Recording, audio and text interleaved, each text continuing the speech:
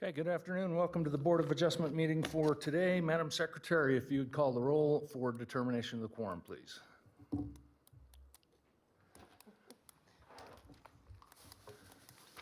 Kim Toulouse, Present. Clay Thomas, Present. Christina Hill, Here. Lee Lawrence, Here. Brad Stanley. Here. We have a quorum. Thank you, Madam Secretary. Mr. Lawrence, if you'd lead us in the pledge, please. I pledge allegiance to the flag of the United States of America and to the republic for which it stands, one nation, under God, indivisible, with liberty and justice for all. Thank you, Mr. Lawrence. Mr. Large, if we could have the ethics law announcement, please. Board members are reminded that if with respect to any matter or any person coming before the board today, you have received a gift or a loan, you have a pecuniary interest, you have a commitment in a private capacity such as a family, employment, business, or similar relationship, or you provided representation or counseling before an agency to a person or entity for compensation within the last year on a matter being considered, you must disclose that gift, loan, interest, commitment, or prior representation at the time the matter is being considered. And you must furthermore abstain from deliberation or voting on the matter if it is clear that the gift, loan, interest, commitment, or prior representation would materially affect the independence of your judgment of a reasonable person. Board members are also reminded that under the Board of Adjustment rules, if you had any contact outside this meeting with any persons interested in a matter coming before the board today, you should disclose the nature of that contact at this meeting. Thank you, Mr. Large. Appeal procedure, Mr. Lloyd. Most decisions rendered by the Board of Adjustment are appealable to the Board of County Commissioners. If you disagree with the decision of the Board of Adjustment and you want to appeal its action, you may do so in writing within 10 calendar days from the date that the decision being appealed is signed by the Secretary of the Board of Adjustment and mailed to the original applicant in the proceeding being appealed, in accordance with Washoe County Code. Please call the planning staff immediately at 328-6100 for information on the appeal procedure and the application fee. Thank you, Mr. Lloyd. We now have a period of public comment. Any person is invited to speak on any item on or off the agenda during this time frame. No action will be taken on anything that's discussed during this period of public comment. Madam Secretary, do we have any public comment? We do not. Thank you. We'll close the public comment period. Moving on to a possible motion to approve the agenda. Before we get into that, I have a couple of changes that we need to make to the draft agenda of the July 11th meeting. On the first page, under item 1, determination of the quorum, it says Chair Toulouse called the meeting to order. Mr. Chairman, that would be action item number 5. Or Did I skip something? you skipped the approval of the agenda for today. I skipped around. Sorry about that. See, you've gone one meeting and you get it all out of order. So actually, we'll come back to this. Item 6 is the chair will entertain a motion to approve the agenda. Make a motion. Moved by Mr. Stanley, seconded by Mr. Thomas. All in favor? Aye. Aye. Motion carries unanimously. Now we will get to the approval of the draft agenda for July 11th. Before we ask for a motion. I'm sorry, that's draft minutes you're referring to, not agenda. What? You're talking about the minutes. I thought I said that. Okay, draft minutes. Sorry, I'm really screwed up today. The draft minutes of July 11th, not the agenda. We just did that. Draft minutes of July 11th, the couple of issues that we need to correct before we entertain a motion on item number 1, determination of the quorum. It says Chair Toulouse called the meeting to order. Chair Toulouse was absent, so I believe it was Vice Chair Thomas who called the meeting to order, so we can make that correction. I believe Vice Chair Thomas also has a couple of corrections to make. Thank you, Mr. Chairman. A couple other items that I noticed in the minutes is on page 4. It'd probably be midway down where it starts. It says a board member said he supported the project. I was wondering if we can actually identify who that individual is for the records. On page 4. In addition, on page 7, about midway down again, it says, Member Hill said she wants to know if this undisturbed was where the 98 homes were proposed. I just believe that could be clarified a little bit better as to what was referenced as being undisturbed. On page 8, again, about the 1, 2, 3, 4th paragraph, again, it says a board member.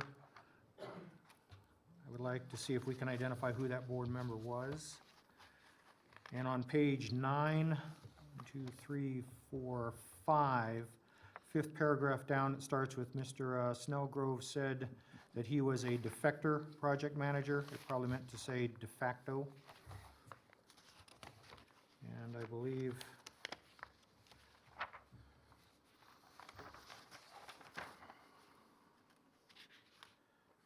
on page 10, the 3rd paragraph, it says Vice Chair asked if it was true if he admitted to being aware and still proceeding.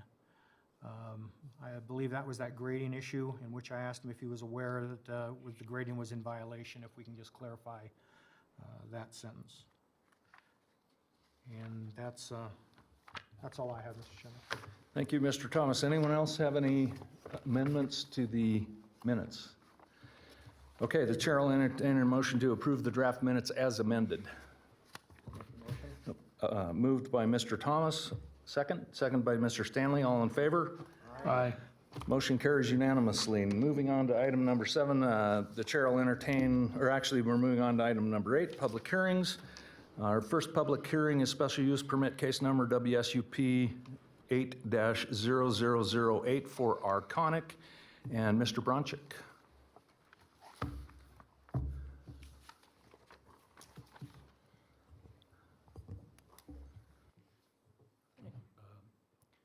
Good afternoon, Mr. Chair, members of the board. Chris Bronzick with Planning.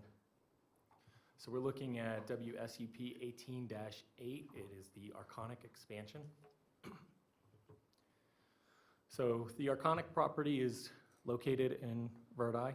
It's located at 1 Eric Circle. It's directly north of US 40 and directly adjacent to the Truckee River. There's a tumwood ditch that runs through the property and a tumwood property to the rear. This project is operating as an existing legal non-conforming heavy industrial use. The property is currently zoned industrial, and the master plan category for this property is also zoned industrial. Arconic has operated at this location since 1967, and it's operated under a number of different names, but always the same owner, Schlosser Forge Company. And they have held business licenses with Washoe County since 1971. So Arconic, part of their request is to expand. Currently, they have existing operating space of 130,000 square feet, and their proposed expansion is 109,000 square feet. Under Washoe County's nonconformance code, they're allowed a 10% expansion without having to pull a special use permit. However, once they exceed that 10%, which is what they are doing, a special use permit is then required. In going through that special use permit and going above that 10% threshold, this project is required to come into conformance with our current development code. Staff had a number of concerns with this project initially.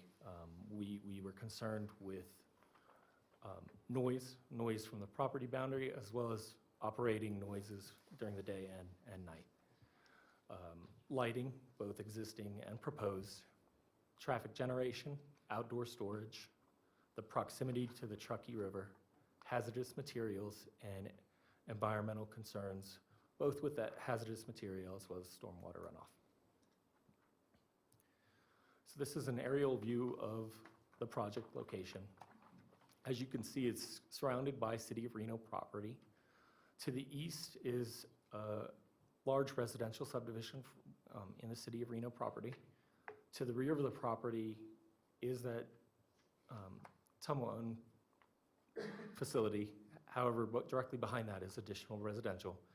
And then right in front of the property is a RV park.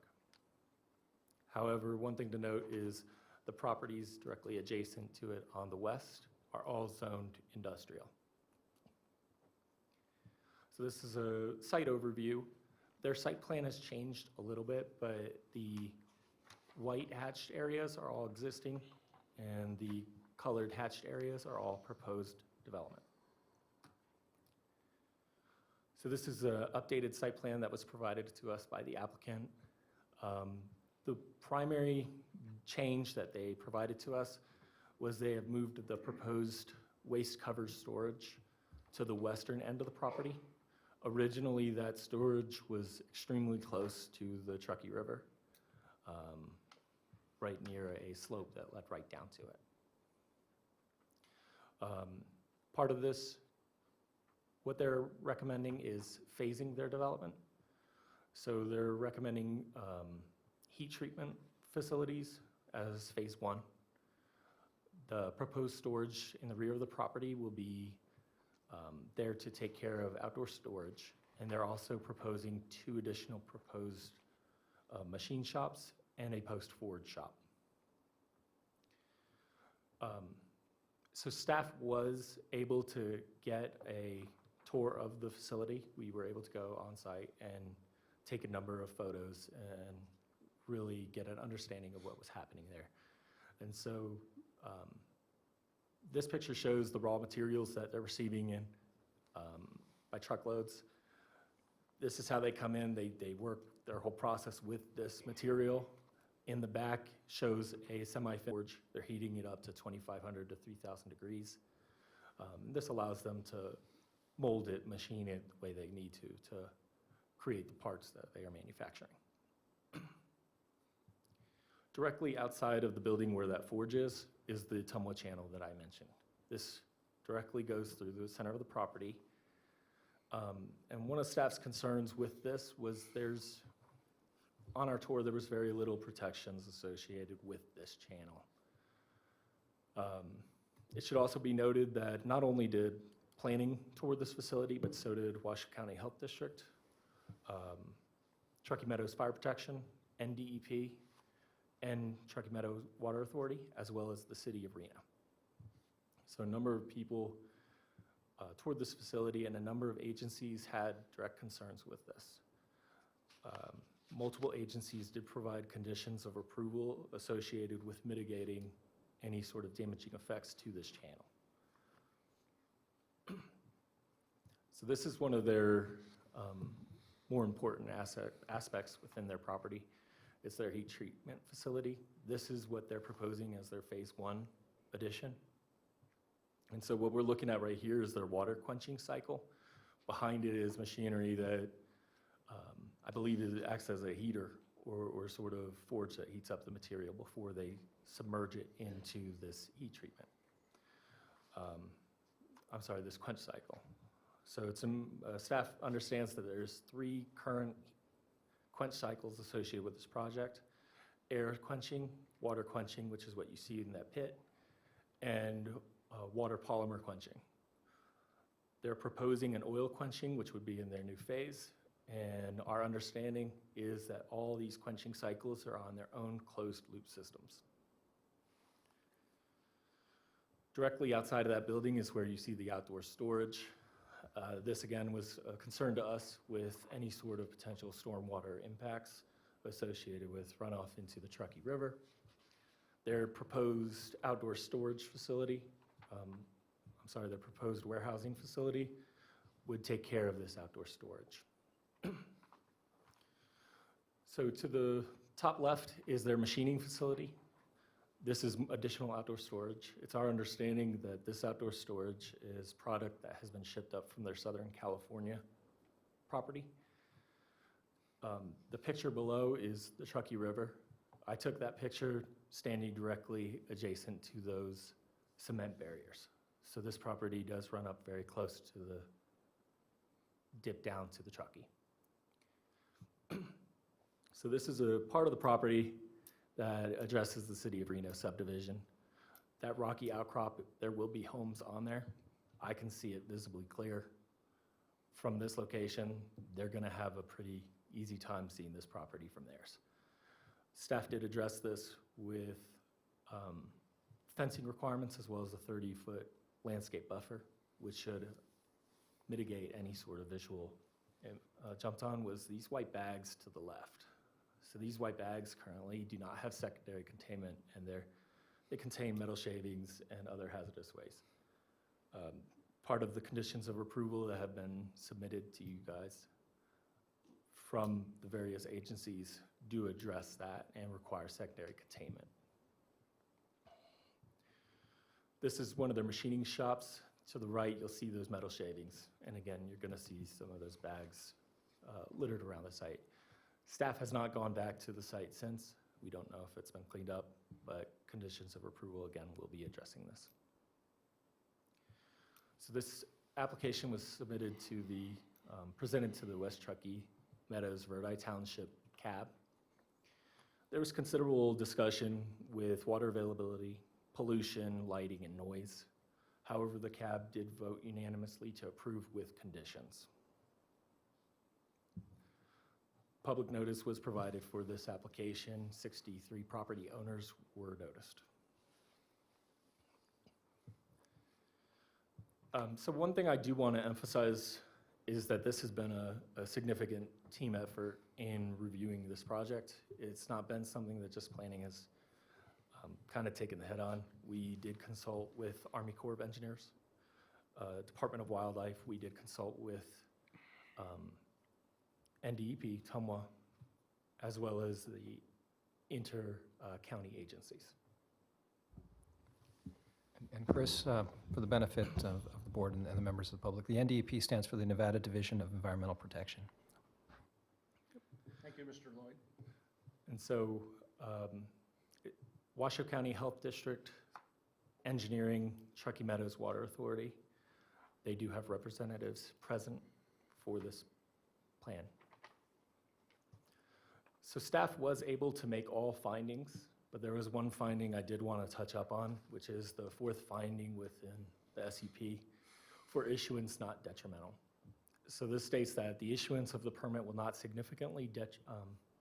be significantly detrimental to the public health, safety, or welfare, injurious to the property or improvements of adjacent properties, or detrimental to the character of the surrounding area. So as mentioned, this has been a team effort. We did consult with various agencies at the state level, federal level, and county level. Not only that, we did consult with the City of Reno, Public Works, and the City of Reno Planning. All these agencies came together and they provided significant conditions of approval which aim to mitigate stormwater runoff, groundwater pollution, noise, lighting, landscaping buffers, and secondary containment of hazardous materials. With the work that's been done on this and the conditions of approval that have been provided to us, staff feels confident that we can also make this finding. And with that, staff is recommending approval with conditions, and I've provided a possible motion for you. Thank you, Mr. Brunchick. Does anyone have, any board members have any questions for Mr. Brunchick? Okay, seeing none, is the applicant present and do they wish to speak? If you could step up and identify yourself for the record. Good afternoon. Derek Wilson with Rubicon Design Group on behalf of the applicant. I always have to remember how to operate this. There we go. So our project request is a special use permit to expand an existing operation. Yeah, Chris did a very thorough job, so I'll try not to repeat too much of this. But it's been in place for several decades. What they're doing is essentially custom manufacturing of aerospace engine components, making engine parts. So I think it's kind of exciting, high-tech manufacturing. That's the project location. I'll do my best to not repeat what Chris said. I think people are familiar with the location at this point. We're master planned and zoned for the proposed use. These are site pictures. It's important to note that we have significant unused area on the site, so we have the space to expand. We can add new building area, new parking area, new landscape area, and the site will function. So you know, it's a 22-acre site, so we have the ability to make this all fit. Functionally, it will work. additional site photos. You can see that the two photos on the right are part of the northern portion of the site. I would say that area was developed to an old standard. It isn't up to current standard.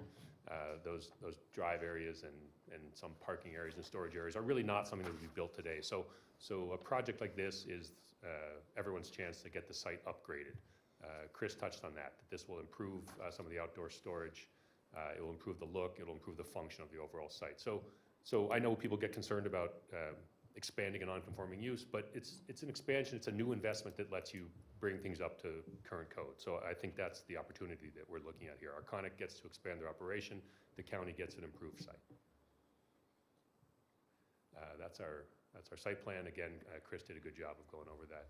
I'd also like to point out that Chris and Kelly have been, I know they put in extra hours on this. They've been extremely available. I really appreciate that. I'm sure Trevor's been contacted a few times on this as well. So we really appreciate staff's availability and input on this. Public outreach. We took this to the CAB. I thought we had a productive discussion. A member, at least one member of the audience, possibly two, mentioned that there's an existing light that's, I think it's an old outdated fixture that just shines in all directions. Frankly, none of us were really aware of the impact that that has. So we've committed to replacing that with a more modern fixture. It's standard now to have shielded fixtures that don't shine in all directions. That wasn't the case 30, 40 years ago. So I think that was great to hear about that kind of input. Improved noise control. I'm going to touch on this a little bit more with an additional slide. But again, the public identified that there were certain times when they could hear some operations on the site. So the plant manager identified that that's one specific machine, one specific operation.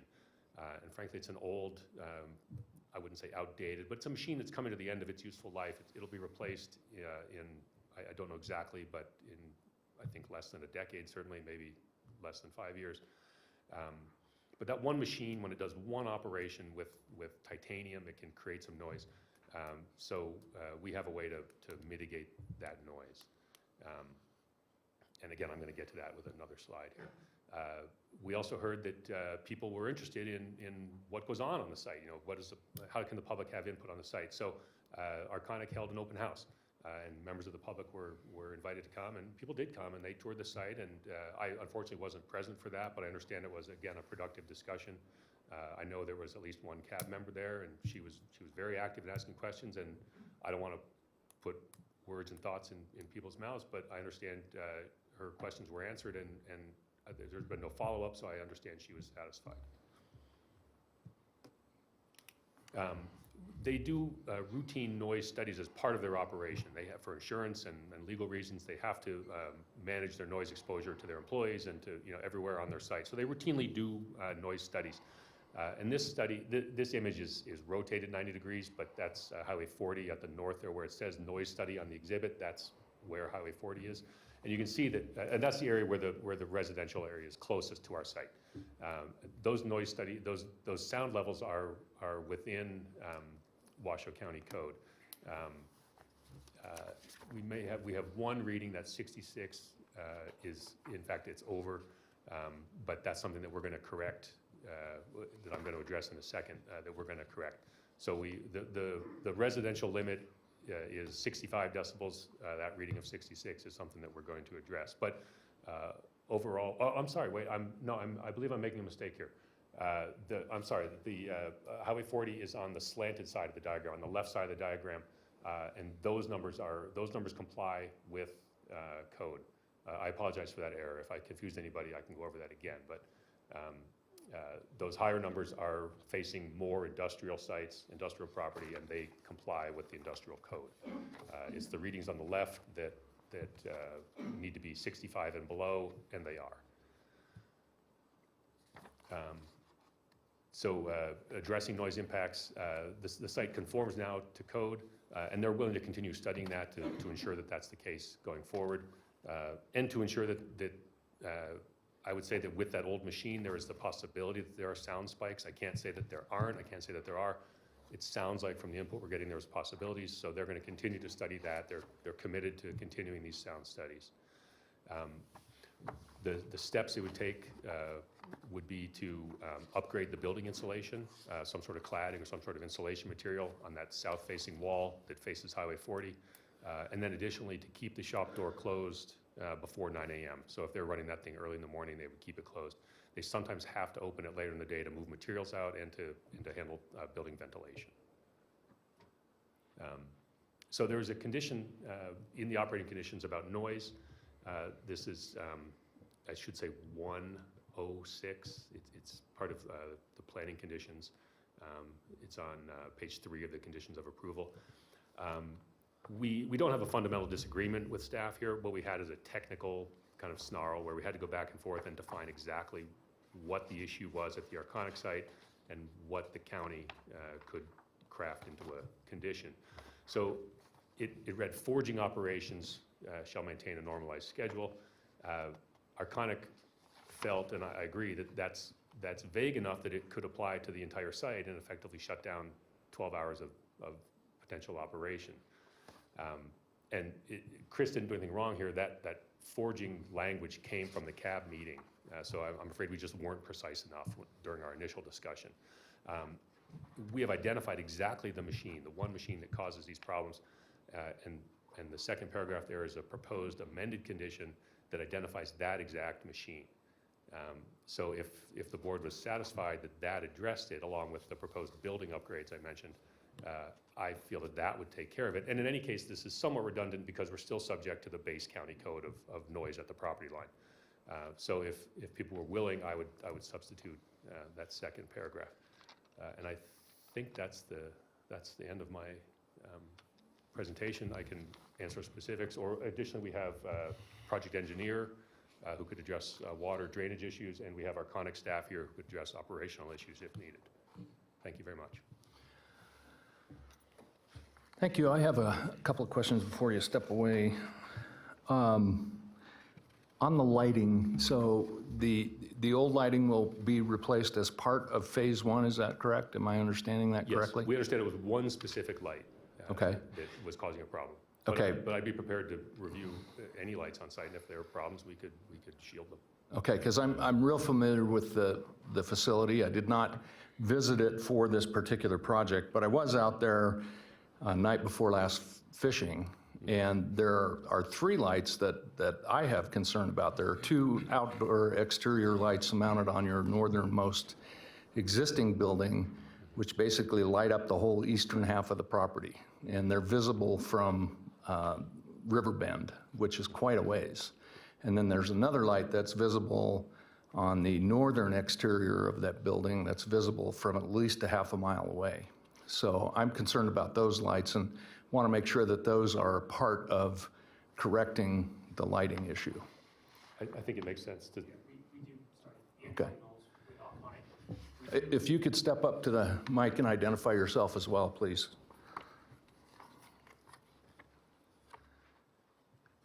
Ian Hardy-Knowles with Arconic Project Engineer. We do intend to conduct a full photometric plan of the facility, identifying lights that are not with the VERDI best practice, dark sky best practice, and we will conform and we will change out the lights that are needed. Understand that we will need some lights that may be more of a floodlight sensor for our operations team and for the safety of our team as well as they're moving around the facility. But they would be a timer on, off, and they would be, again, trying to adhere as well as we can with the VERDI best practice as well as OSHA requirements. Okay, thank you. Then the other additional question I had was related to noise. Again, this is a personal experience. I was almost a quarter mile away from the facility night before last, and I could hear the noise at 8:30 at night. So, and I'm assuming that's also going to be addressed somewhat in the first phase. So Chris, go I'm ahead. gonna address those 2, and then I'll let them speak. So for your first concern with the lighting, in our conditions of approval, 1E requires that before any issuance of any building or grading permit, the applicant not only shall provide a photometrics plan study to staff, but all existing and future lighting shall meet code. Okay, so getting back to that, Chris, are these lights going to be changed out as a part of Phase 1, or are they going to be changed out prior to Phase 1? We have it, we are trying to time it so it would be prior to Phase 1. So it'd be before Okay. any permits can be pulled or grading permits can be pulled. Additionally, we've also, for your second question, related to noise, 1F requires a thorough noise study, and they will have to comply with our noise standards, which is Article 414. Both of those will have to come into compliance before any permits are issued. That's all. Okay, good. I just wanted those clarifications. Thank you. Any other board members have questions? Mr. Stanley? Yeah, this question might be for Chris, too. And that is, could you talk to us a little bit about what the 30-foot landscape berm might look like, be composed of, and how that might model out around noise or light? So nothing's been proposed to us yet. There's one thing that we do have to be conscientious about, and that's with fire. So that landscape code still needs to meet the WUI code. But we are, as part of the Verdi area plan, we're conscientious when reading it that it does need to be low water requirement, evergreen, that kind of shrubbery and plants that are planted there. The goal is to ultimately be able to provide a visual barrier for the residents that are across the river. If I may follow up, will the noise study have, will that show or model in the berm, or is that not necessarily not significant? Or just a bonus round? That's a bonus round. I'm gonna let Senior Yeah, Planning yeah. Kelly answer. Through the chair to the board member, Kelly Mullen with Washoe County Planning. In terms of the landscaping buffer, that's not necessarily intended to serve as a noise buffer. It's more of a visual buffer. That may be an added side benefit, which would be great if it did provide some additional noise mitigation, but certainly not the primary intent and purpose from staff's point of view. Thank you. Thank you. Anyone else? Mr. Lawrence? Yeah, Mr. Wilson, I have one question for you regarding, in the report I see, it says forging will remain within current structures and is not proposed to be expanded. Now, does that mean not expanded to another structure or not expanded in hours of the day, so to speak? Not expanded to another structure. The additions are new operations, primarily quenching operations and machine shop. So forging could be more hours during the day than it currently is now? I think they're already operating at 6 full to 6. capacity, so I don't think there is room to expand. So that they're operation. operating 24 hours a day forging, is that correct? Okay, I just want a clarification on Yeah. that. Thank you. Yeah, so that would, in effect, be zero new impacts from forging itself. I understand, thank you. Anyone else? Mr. Thomas? Thank you, Mr. Chairman. Again, for Mr. Wilson. Can you help me to understand the phases? You have Phase 1, 2, 3, and 4. Do you have time frames of, you said Phase 1 would start immediately, but is Phase 1 going to be completed before you go to Phase 2, or are they going to be overlapped? And if so, what is the start date, end date you're projecting? Unfortunately, I do not get to spend my time making cool metal pieces. That's these guys' job. So I'm gonna pass that off to an expert on that. Ian Hardy-Knowles again with Arconic. The timing for Phase 1 is immediate, and Phase 2, there may be some small overlap depending on the issuance of the building and grading permits and the designs of those buildings for Phase 2. Phase 3 is looking to be closer to 3 years from today, and then Phase 5 would be, Phase 4 would be within 5 years from the issuance of the first building permit.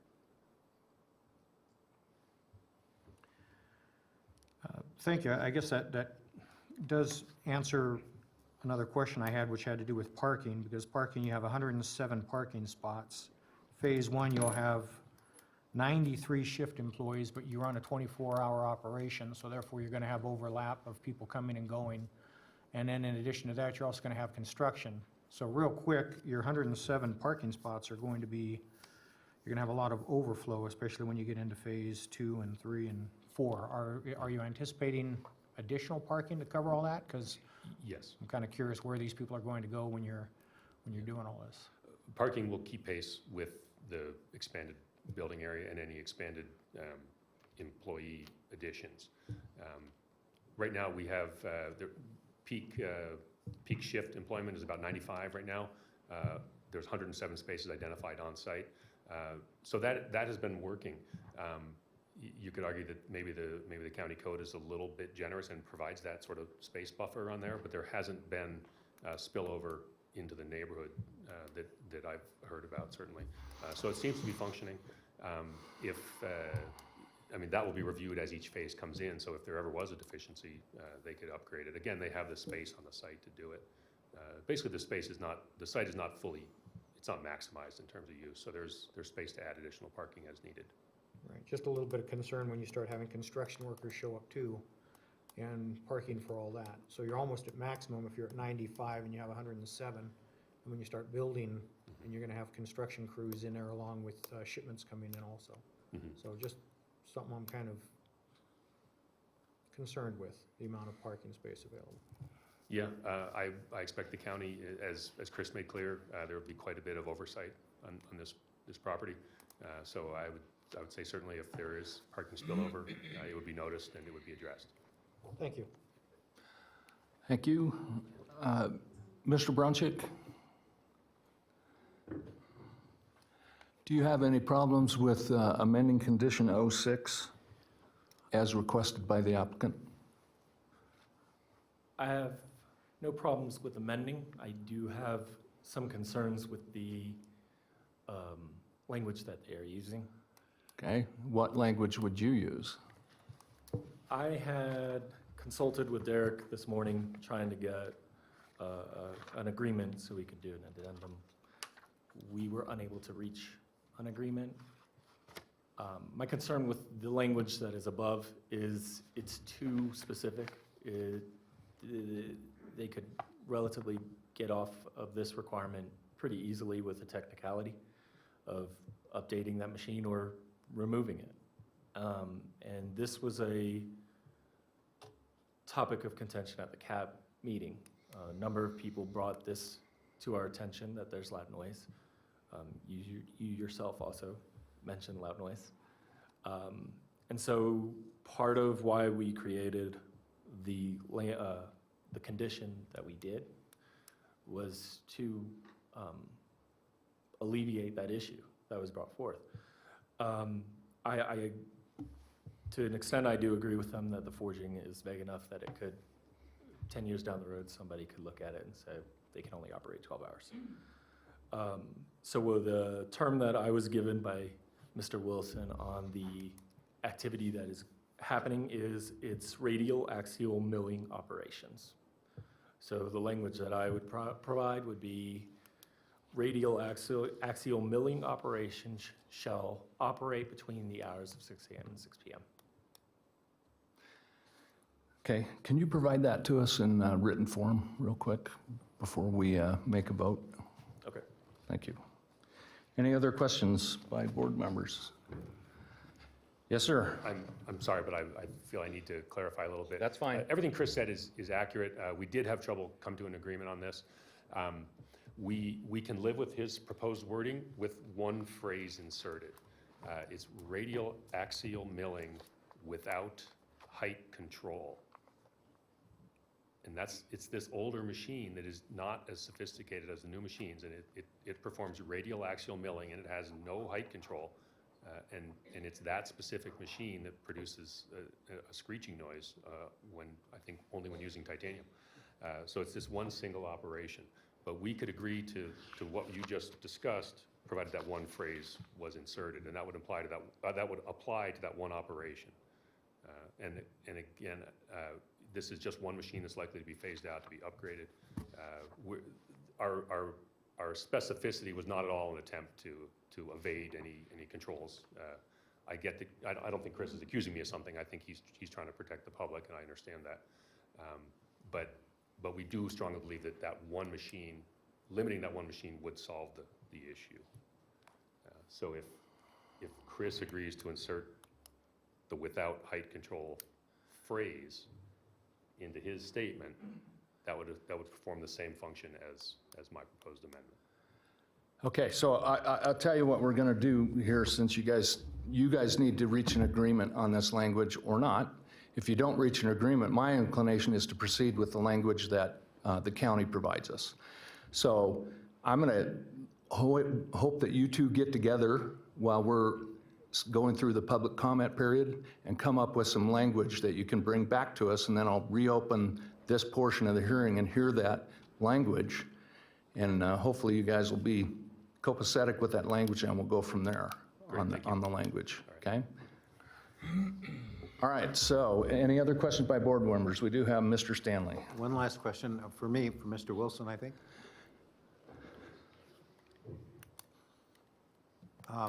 Your expansion is what, roughly 109,000? Yes. Square feet? And you mentioned, I think, twice or three times that the site will accommodate not only that, but significantly more. Is there any contemplation at this point of a further expansion, either during, as part of the next phases, coming back, or after this is completed? And I only ask that because you'd mentioned several times how the site can accommodate the current expansion plus more. Yeah.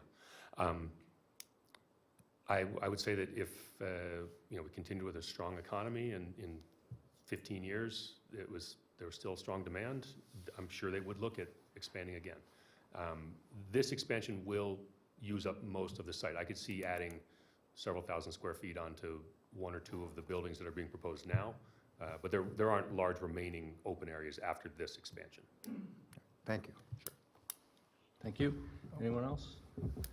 I'm sorry, Chair. Mr. Lloyd. Thank you, Mr. Chair. And it came about through Board Member Thomas's question regarding the phasing, and I just want to make sure the board asks the applicant if they're comfortable with condition 1B regarding the time frame and whether or not the 2 years satisfies that phasing plan. So maybe a question to ask.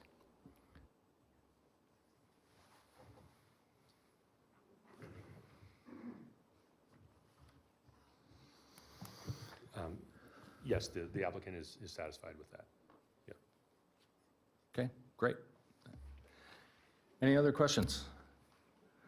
All right, seeing no other questions, we'll now open up for public comment. Madam Secretary, do we have any public comment on this item?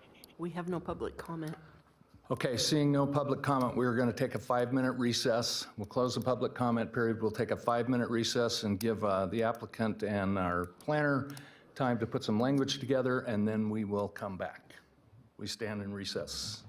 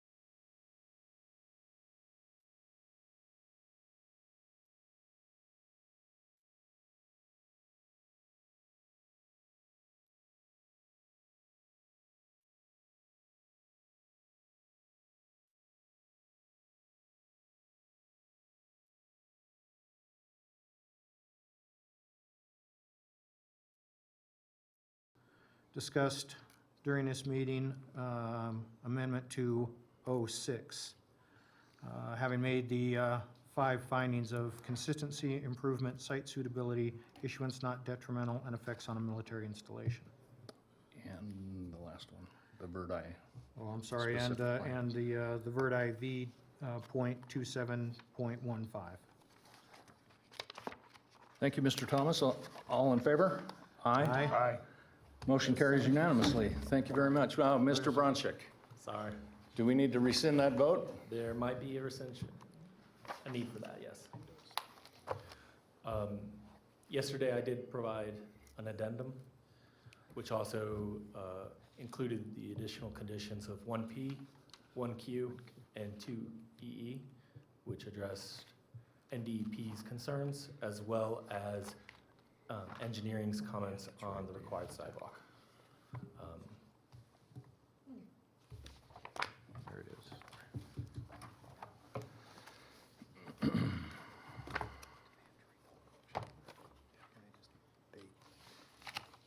They need to resend it.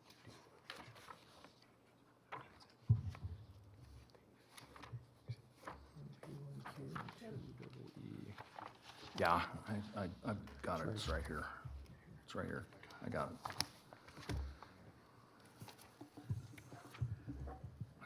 Okay, so just amend your motion. Before you do that, I'm going to ask if the board has any discussion regarding these proposed amendments. Okay. I think we're going to have to rescind that vote that we just had.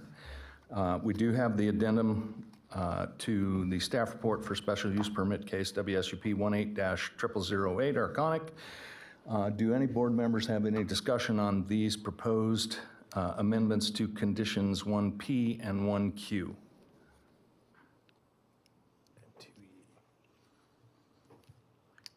Q and double E.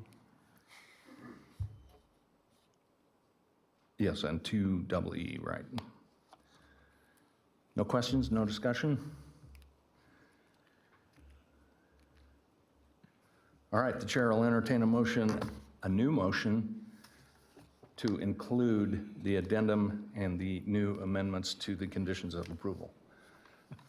You want to take another stab at it, Mr. Thomas? Sure, thank you. Mr. Chairman. I move that after giving reasoned consideration to the information contained in the staff report and information received during the public hearing, the Washoe County Board of Adjustment approve with conditions included as Exhibit A to this matter, special use permit case number WSUP 18-0008 for Acronic. Having made all 5 findings in accordance with the Washoe County Code 110.810.30 and the 1 finding in accordance with the Verdi Area Plan, to include, as discussed and agreed upon by the board, a motion to include 1B and O as in Oscar 6. In addition, also to include on the addendum that was received by the Washoe County Community Services Department Planning and Building under the same SUP would be P, Q, and double E. That being consistency, improvement, site suitability, issuance not detrimental, effects on a military installation, and the Verdi Area Plan, that being V.27.15. Second? Second. Seconded by Mr. Stanley. All in favor? Aye. Aye. Motion carries unanimously. Thank you very much. Sorry that was such a struggle, but we got through it. Okay, moving on to item 8B, special use permit case number WSUP 18-0014, Maydole Construction. And before we get into it, do any board members have any disclosures on this item before we get too far? Okay, Mr. Stanley. Mr. Chairman, I, as is often the case, was at the Citizens Advisory Board in South Meadows for the discussion of this issue. Okay, any issues with that, Mr. Large? No, Mr. Chairman. Thank you very much. We'll get right to it. Mr. Bronchick. afternoon. So we're looking at WSUP 18-14, Madole Construction. It's located at 0 Joy Lake Road in the Old Washoe City Historic District. The application is requesting the use types of construction, sales, and services, and operable vehicle storage. Both uses are allowed within the Old Washoe City Historic District per their area plan. Both of them are allowed in the general commercial zone with the approval of an SUP. Additionally, this application did provide 2 modification requests for the development code. The first is Article 412-40B, which is required yards adjoining streets. The language reads 1 tree every 50 linear feet along the right-of-way. Staff is supportive of modifying this. Their proposed modification request is to instead move those trees that are required in and around the development. However, I would request one modification, which is addressed in the conditions of approval, that they adhere to the 1 tree every 50 linear feet for the distance of the development and bring in the remaining 15 trees that would have been required around the development. Additionally, they are requesting a modification of 412-40C and 412-40D, which is landscape buffers and screening adjoining residential uses.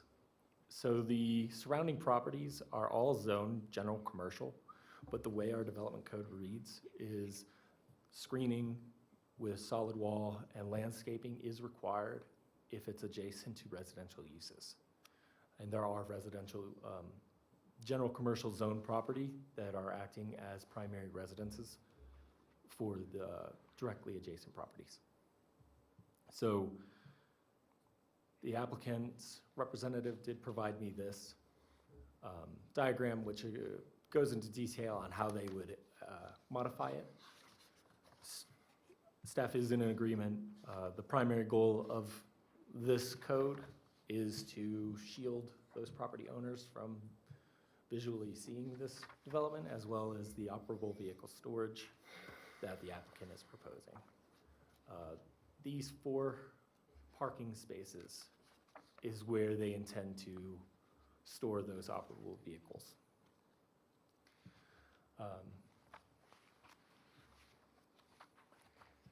So this is a building maintenance company. What they do is they have their office, they have their storage area, but they're not doing any sort of sales on site. They're sending teams out to sites to maintain buildings and repair buildings. And this is just kind of their home base. Part of this proposal was an office with an attached garage and shop. The applicant made clear that the attached garage and shop is only intended for storage of supplies and tools and not intended to act as a sort of warehousing, receiving location. They do have 17 parking spaces proposed, and there's no phased construction.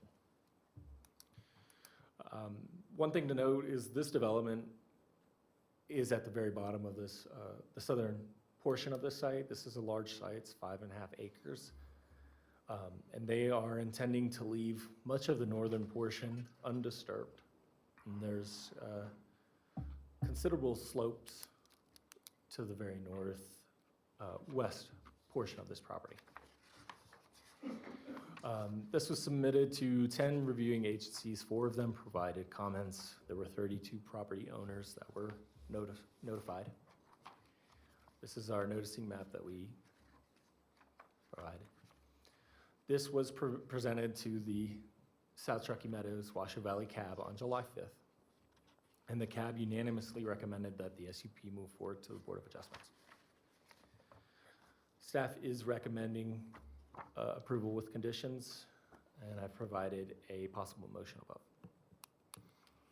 Thank you, Mr. Brunchick. Anyone have any questions for Chris?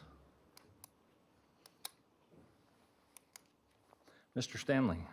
Yeah, clarification, Chris, if you don't mind, on the tree issue. Did I hear you say keep the existing trees plus put in the 50 around the edge? So, no. I want them to adhere to that one tree every 50 linear feet just towards where the development would be. So it'd be about 150 to 200 feet on that linear right-of-way frontage. The remainder of what they would have had to plant along the site boundary, I'd like to see planted instead around the development. So I'm agreeing to modify it to some extent. Thank you. Anyone else? Seeing no further questions, is the applicant here and do they wish to speak?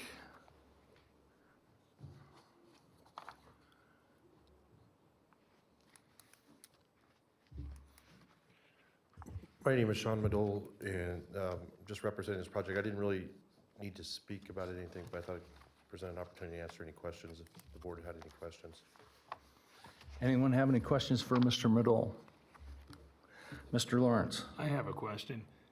I was reading in here, your company does crawl space repair and remediation and that sort of stuff? Yes, sir. Okay, that's all I want to know. Thank you. Anyone else?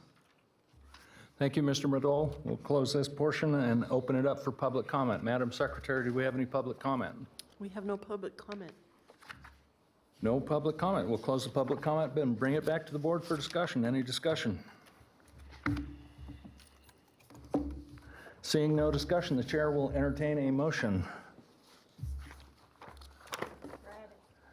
Mr. Stanley. Hopefully this will be an easy one in terms of, so I move that after giving reasoned consideration to the information contained in the staff report and information received during the public hearing, the Washoe County Board of Adjustments approved with the conditions contained in Exhibit A to this matter and the modifications to WCC Section 110.412.40B, required yards adjoining streets, WCC Section 110.512.40C, landscape buffers adjoining residential uses, and WCC Section 110.412.40D, screening adjoining residential uses, for special use permit case number WSUP 18-0014 for Madole Construction, having made all 5 findings in accordance with Washoe County Section 110.810.30,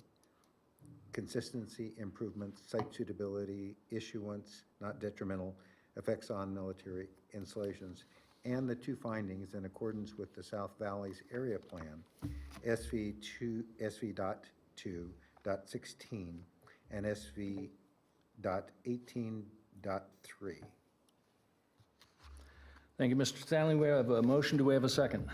Seconded by Mr. Thomas. All in favor?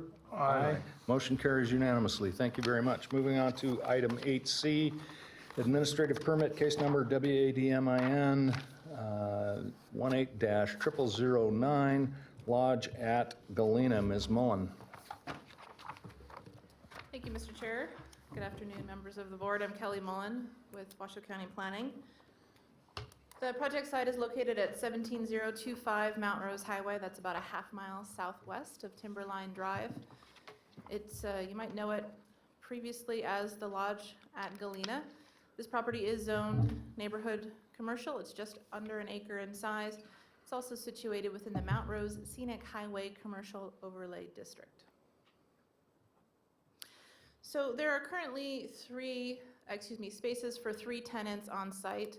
That existing structure that was a restaurant is being remodeled for that purpose to have 3 tenants.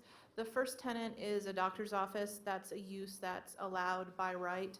The 2 additional uses that are proposed, those do require an administrative permit in the neighborhood commercial regulatory zone. That's why we're here today.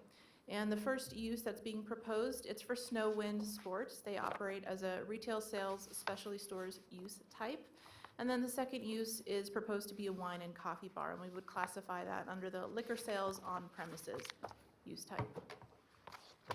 So again, these would be located within that existing remodeled structure. Snow Wind Sports would take up approximately 1,700 square feet of that structure, and the wine and coffee bar is proposed to take up approximately 800 square feet, 800 square feet. In addition, there would be a 740 square foot outdoor uncovered concrete patio that's poured adjacent to the existing structure. This is a site plan of the property. You can see Mount Rose Highway there on the right, north is up. On this diagram, you can see the existing structure, the proposed concrete patio, and also there are two existing entrances to the site, if you're familiar with that project location. Those are accessed off of Mount Rose Highway. There's a center turn lane that is available on that section of Mount Rose Highway in front of the property. And I should point out that Nevada Department of Transportation did provide us with some conditions of approval. You should have received those in an addendum 2 days ago.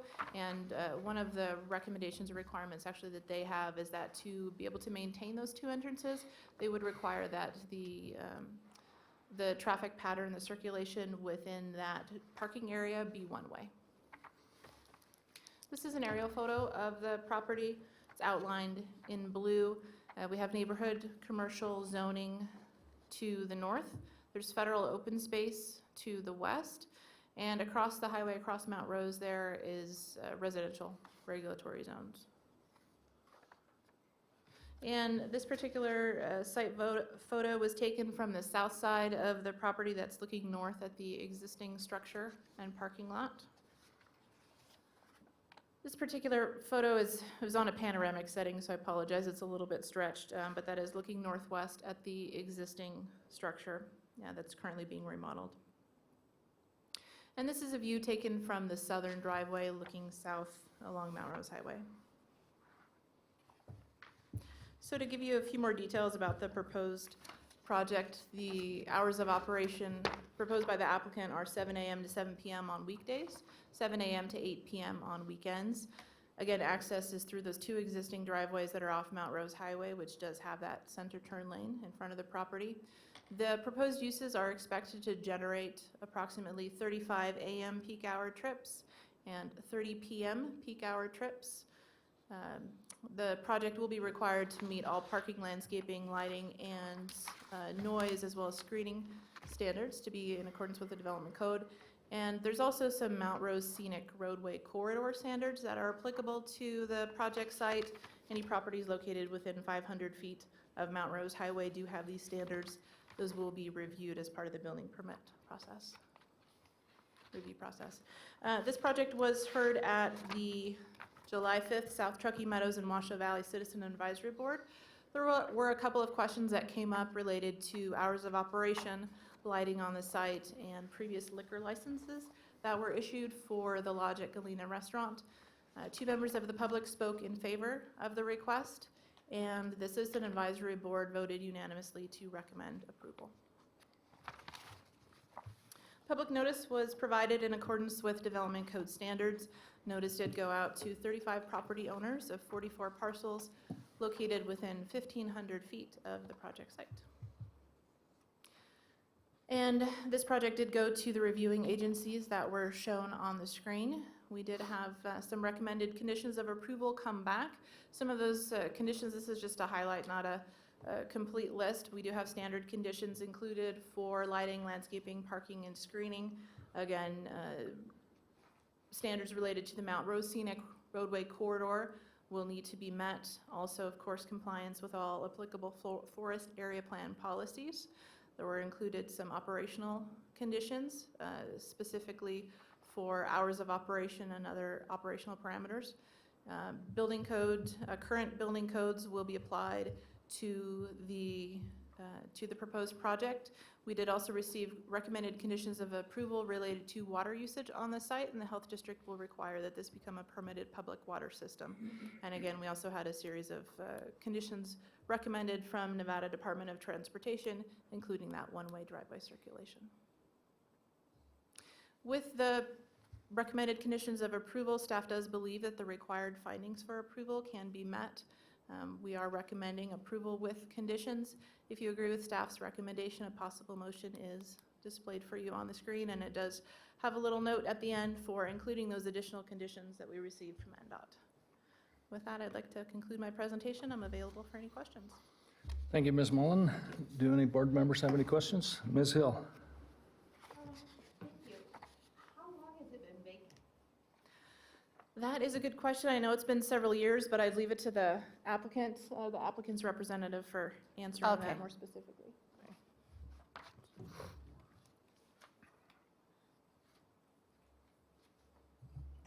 My name is Tom Burkhart, Burkhart Management Group.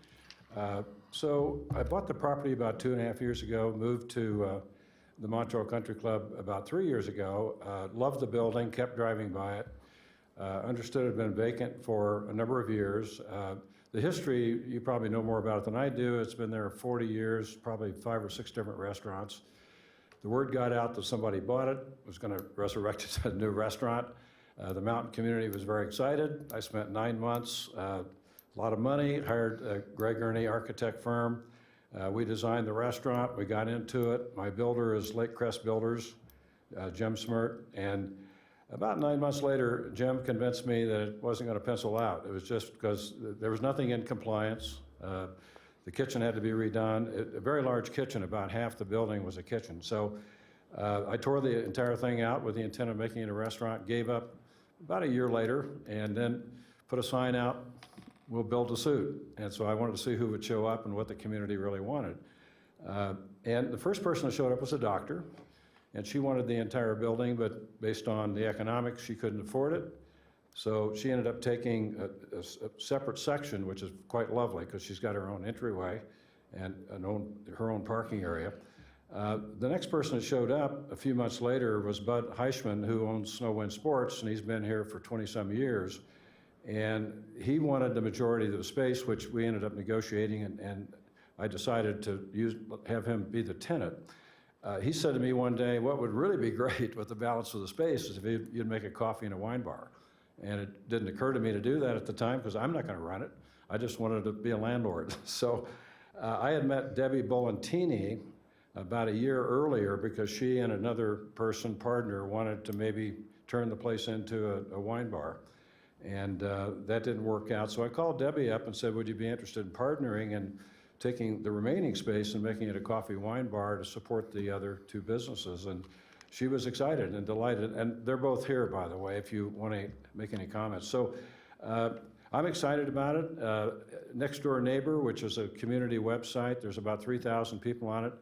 I've been communicating openly with them about the issues and where we are and the progress and that sort of thing. And I haven't gotten one negative comment over the last 2 years about what we've done. Everybody's excited about the businesses that are there.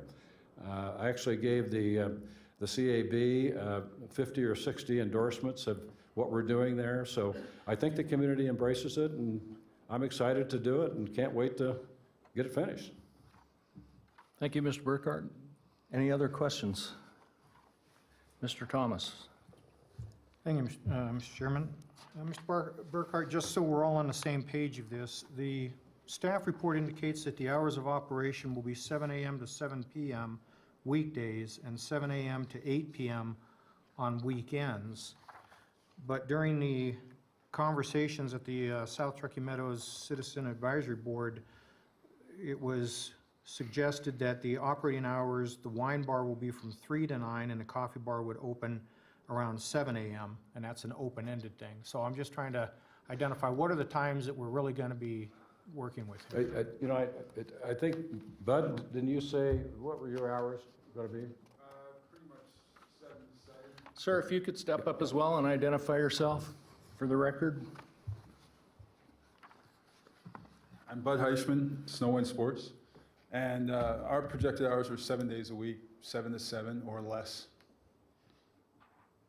Okay. And the wine bar?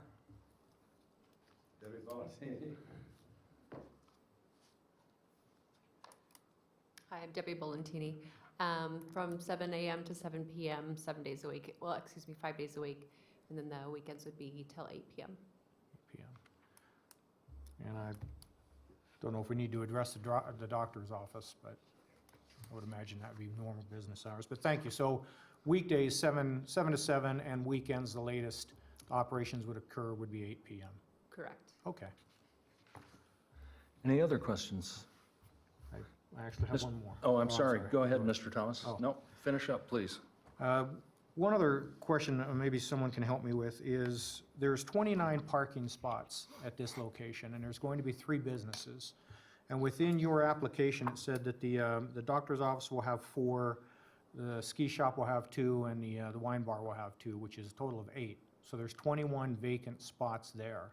Is 21 vacant spots sufficient for 3 operations going on at the same time? I'd like to ask Greg Ernie to come up, because he's the architect. Please step up to the mic so we can hear you. He can answer that question. Good afternoon, Greg Ernie, project architect, and I'm not sure where you're getting the fact that we assigned the 2 and the 4 and the whatever, because the parking spaces came up based on, the parking design is based on the needs that are required by the uses within the building.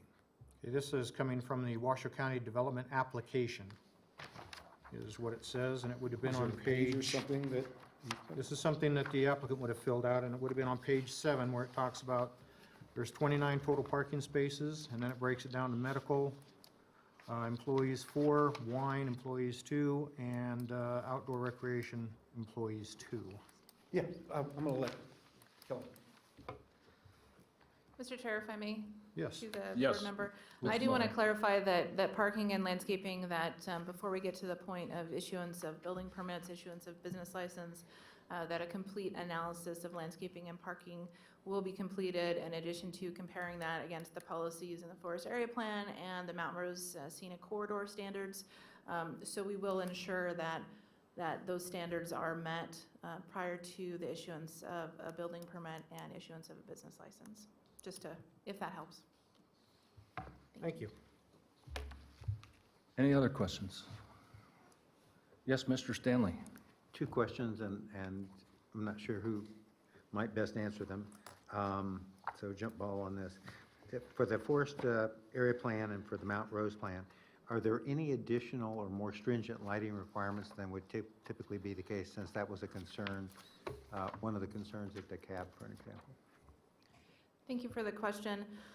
Off the top of my head, I don't know if any of them are more stringent, but we will definitely ensure that the lighting standards are met in accordance with the scenic corridor standards and the Forest Area Plan standards and Article 414 of the Development Code. Let me interject, and all of those are in pretty much compliance with dark skies guidelines, correct? Correct. Thank you. Mr. Stanley. Well, that eliminates one question. Thank you. Okay, all right. The second question, though, is what is the current speed limit on Mount Rose across from or closest to this 50? proposed project? That's a very good question. I'm looking at Mr. Ernie in case he happens to know. We've got a traffic engineer here as well. We're going to be the expert. I don't recall the specific speed limit. I think it's 50. 50. 50, I'm pretty sure. That's what I drive. Thank you. Okay, any other questions? Okay, thank you very much. We will bring it back to, or actually, Madam Secretary, we will open it up for public comment. Do we have any public comment on this one? Yes, we have Tom Burkhart. Did you want to do your presentation, sir? Mr. Burkhart? Did you want to? No, except You have a presentation? we've had enormous delays because there's so much building going on right now in Reno that the subcontractors aren't showing up. So, again, we started 2 years ago where we emptied everything out of the building, and we were hopeful to be open July 1st, but now it may be July 1st, 2018. But the drywall guys are there today. They finally showed up, and so I can't tell you, who knows? We'd like to be, I know Bud is eager to move his stuff in there sometime in September. And I think things are going to go very quickly because all the mechanical's done, the electrical's done, the inspections have been done. So the interior is pretty much done. Now it's just putting the floors in, the lighting, and the outside, of course, the landscaping and the outdoor lighting, that sort of thing. So, I hope less than 6 weeks or 2 months. So, Thank you, Mr. Burkhart. thank you. Any other public comment, Madam Secretary? Yes, we have Greg Ernie, followed by Bud Heisman. there a way to pull up the slides I provided Oh, Kelly? was that yours? And I just need the site plan. Greg Ernie, the architect, thank you for the opportunity Okay, to speak. let me stop you right there. Yes, sir. So just so we're clear, we're in the public comment period now, so you have 3 minutes. Oh, that's fine. Okay. Based on the comment that came back from NDOT about Okay. the one-way in, one-way out, when we originally met with them at the very outset of this project, it looked like we might only be able to access in and out from one driveway. Mr. Burkhart and the rest of the tenants had talked about using the south driveway, which on the screen is the upper driveway, as the in. And if that is the in, then we would need to reverse the angle parking in the parking lot so that you could come in and come out the other entrance. And outside of that, I see no impact to the information that had been submitted in the application based on the comments that have been received. Thank you. Okay, thank you.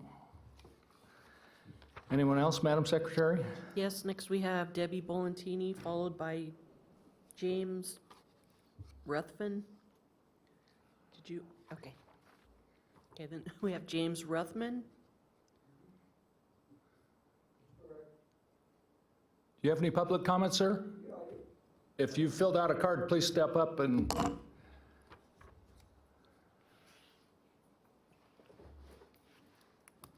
my name is Jim Ruthven. Sir, can I get you to identify yourself, speak into the mic so everyone can hear you? My name's Jim Ruthven, and I am the owner of Galena Sports, which is a ski rental shop right next door to where the proposed snow winds is going. My concerns actually were only with the traffic situation. And NDOT is trying to deal with that. It's going to be interesting. I think both those businesses, the wine tasting thing and the ski shop, will be very successful, just as we are. I can see that NDOT, was given a report today. I was down here last week to see what NDOT had to say about it, and they are trying to address what the traffic's going to be. That's been a little problem stretched there for years, okay? I mean, it's a dangerous little stretch. I'd love to see it widen, but I doubt that's going to happen. I'm retiring, to be honest with you, but the management team that's going to run the shop for me, they like the idea of having another established ski shop right there with us. It's actually just going to draw more business, so it's going to be good for both of us. We'll have to just see how his parking works out, I guess. Return time, if it's as successful as I think it's going to be, I think that the wine thing is going to take up a lot more parking spaces than they seem to realize, because the restaurant used to max it out every afternoon. So we'll see how his rental returns, what happens. I mean, that remains to be seen. If it does, it'll just be something they have to deal with. Actually, we're looking forward to him, so hopefully it'll all go well and all the little bumps and bruises will get worked out. Okay, thank you. Thank you. Madam Secretary, do we have anyone else? Next we have Ray Ely, followed by Karen Mullen.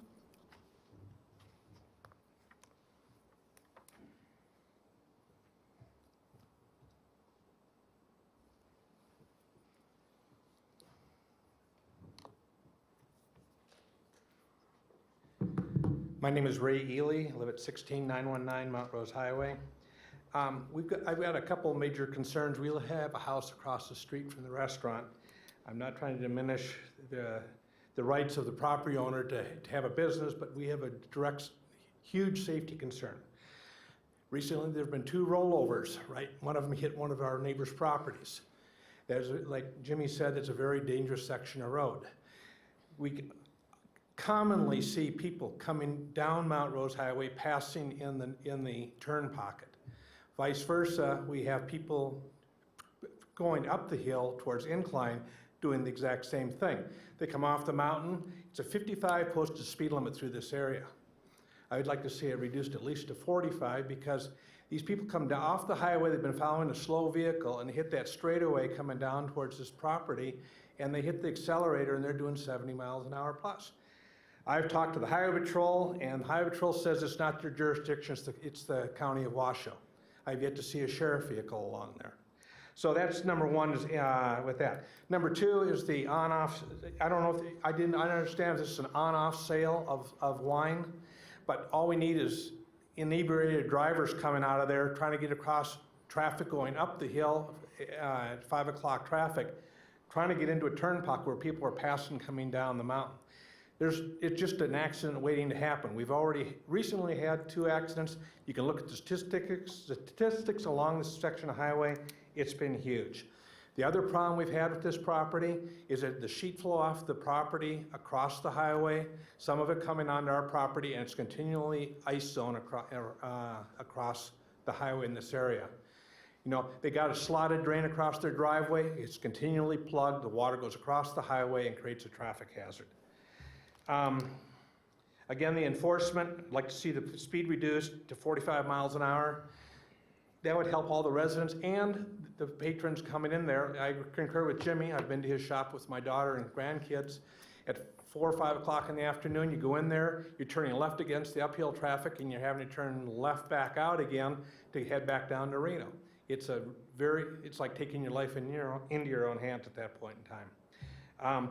I did concur with the fact that with, I forget the gentleman's name, the architect, the way the driveways are set up at that property, they have to have that driveway at the upper end is definitely the wider driveway, and if you're going skiing, you're going to want to pull into that driveway. Otherwise, you're pulling past the establishment and coming back in to your diagonal parking. So that needs to be, that's a critical factor safety-wise to be addressed. Then you're not looping traffic in and out of the establishment. I wish the new owner the best at this, but I just want concerned about safety. Thank you. Thank you. Next, we have Karen Mullen. Thank you. Mr. Chairman, members of the board, Karen Mullen.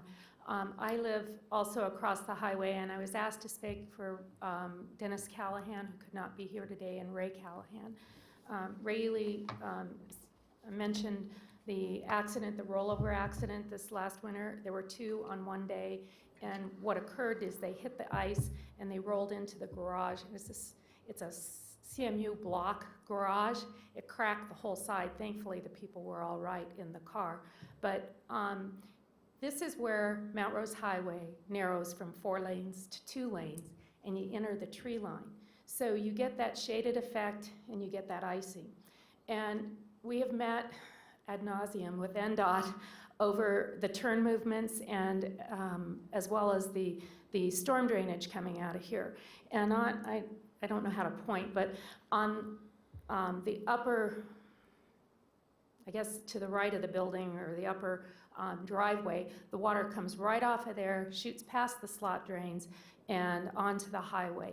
The same occurs to a lesser extent on the upper drainage. Along with not cleaning culverts, that created this huge icing problem over the last few years. And when NDOT plows come through there, they sheet those chunks of ice over towards us. And it's amazing what gets lifted off that highway with the debris. I did not see the storm retention basins on here. They may be somewhere, but when you look at that parking lot, I don't see any retention on site of stormwater. And NDOT told us, I had their hydrologist, they're in charge of the entire department of up here in northern Nevada, up to the site here just a month ago. They have gone back and cleaned the ditches, made sure that their culverts are open. But what is occurring, and this is the problem, they say it's a county problem, and the county says it's an NDOT problem. So the community in the little neighborhood across the street are getting this action going on, which is it's somebody else's, not ours. So I'm asking that we take care of a couple issues on this. One, all stormwater needs to be retained on site, and that's usually a requirement, but I don't see it. And it's a lot of stormwater when you do that paving. Secondly, I'm asking that I think that the parking lots are woefully undersized. In the last, and I don't care which restaurant you looked at or what type of restaurant, we got creep. They said, oh, this will work, and this is how many we need. And then all that parking occurred on the adjacent private properties and on the NDOT right-of-way. So I just wanted to mention that. I would also say that Ray mentioned the turn pockets, so I won't go into that. I'm surprised they don't have to connect to the water and sewer, but that is Ms. what Mullen, it I need is. you to finish up, please. Okay, one other item was that the snow removal, NDOT asked that the snow removal piles, snow storage piles be located and that water be retained on site as well. So that it is not crossing the highway and creating these icing problems that we're getting on the uphill side. So, thank you. Thank you, Ms. Mullen. Ms. Mullen, I have a question for you. Have you seen the addendum to the staff report from NDOT? The only thing I heard was what you put up here on this, which was, I didn't see anything about acceleration or deceleration lanes. They say that's yours. Stop right there. Madam Secretary, do we have these addendum available in the back? Yes, they're in the binders. So there are some additional conditions of approval by NDOT that may not address all of your concerns, but I would appreciate it if you would take a look at that. Okay, thank you. Madam Secretary, do we have any other public comment? We have no further public comment. Okay, we will close the public comment period and bring it back to the board for discussion. Anybody want to start out? Mr. Stanley. Echoing what Member Thomas had to say about the parking lot, and that in combination with the 50 or 55 mile an hour speed limit there. Mr. Stanley, be sure you speak into the mic, please. Thank you. So the two concerns are combination of the size of the parking lot and combined with the speed limit in that area, and whether or not that's going to create or exacerbate a safety consideration. So I'm concerned in those areas, and at some point would like to hear if there's any remediation that is considered, even in the NDOT conditions that address those two particular items.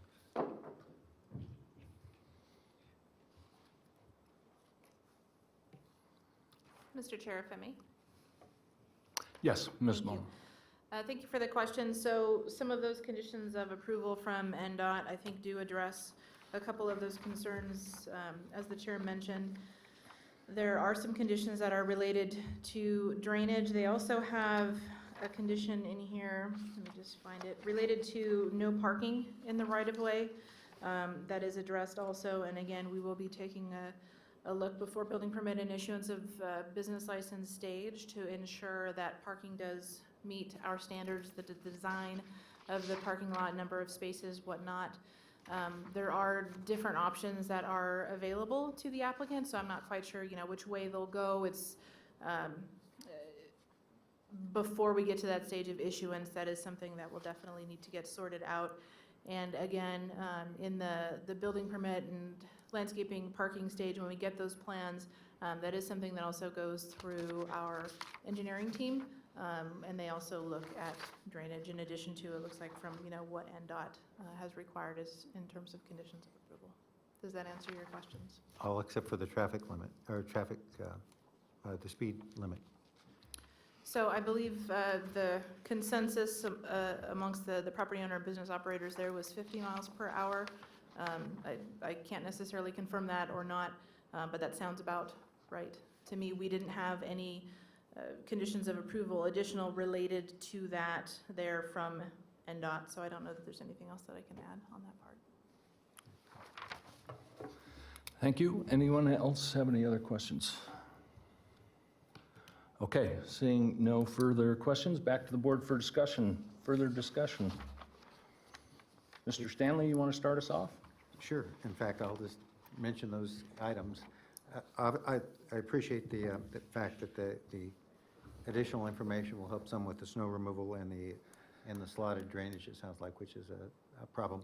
I'm again concerned, as mentioned earlier, with how, not just the size of the parking itself, but how the size of the parking plus some wine, plus a 55 or 50 mile an hour speed limit is going to, what kind of numbers you're going to get out of that, so. Although otherwise a great project. Okay, thank you, Mr. Stanley. Anyone else?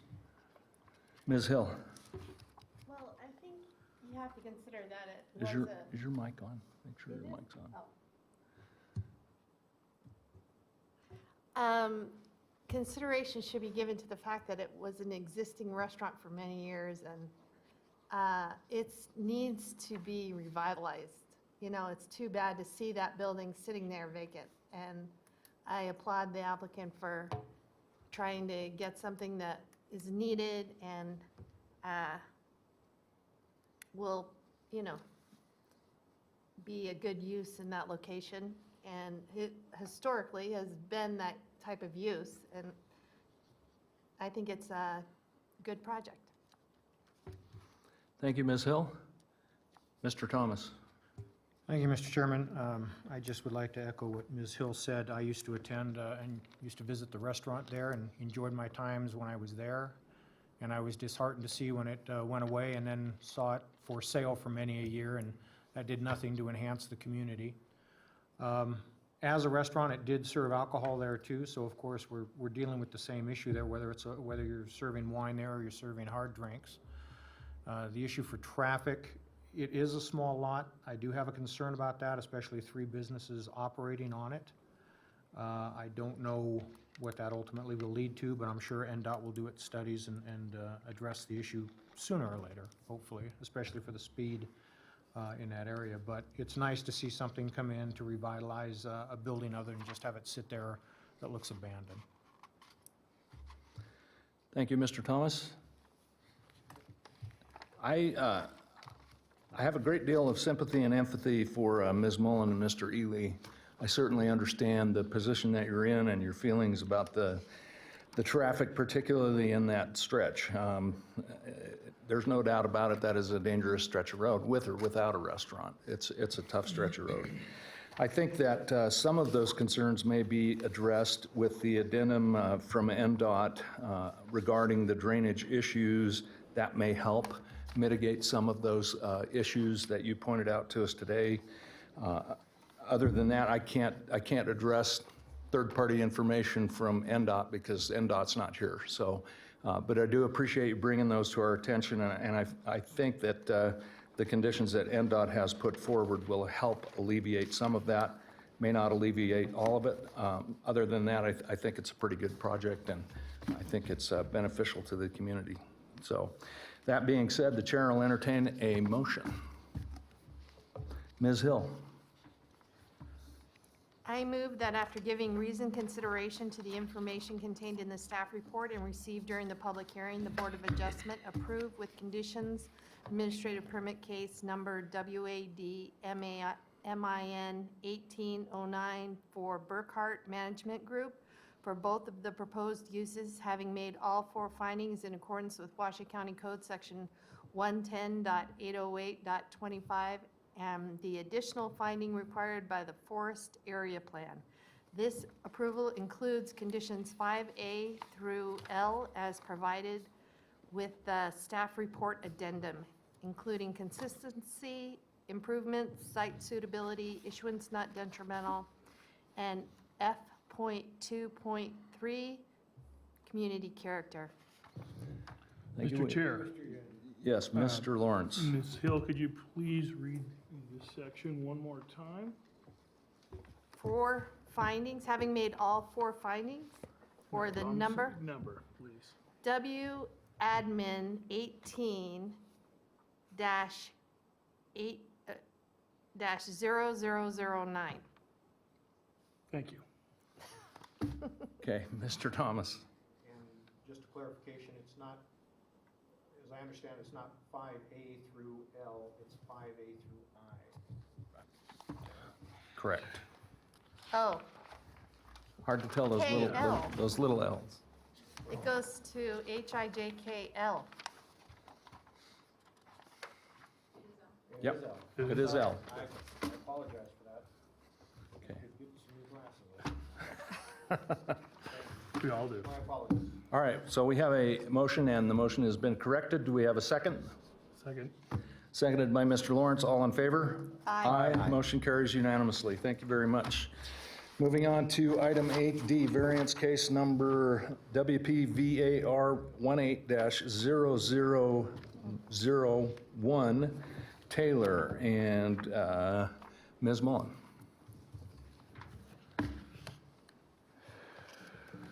Thank you again, Mr. Chair. For the record, Kelly Mullen with Washoe County Planning. Sorry, my clicker has seemed to have kicked the bucket. Who would mind advancing to the next slide, please?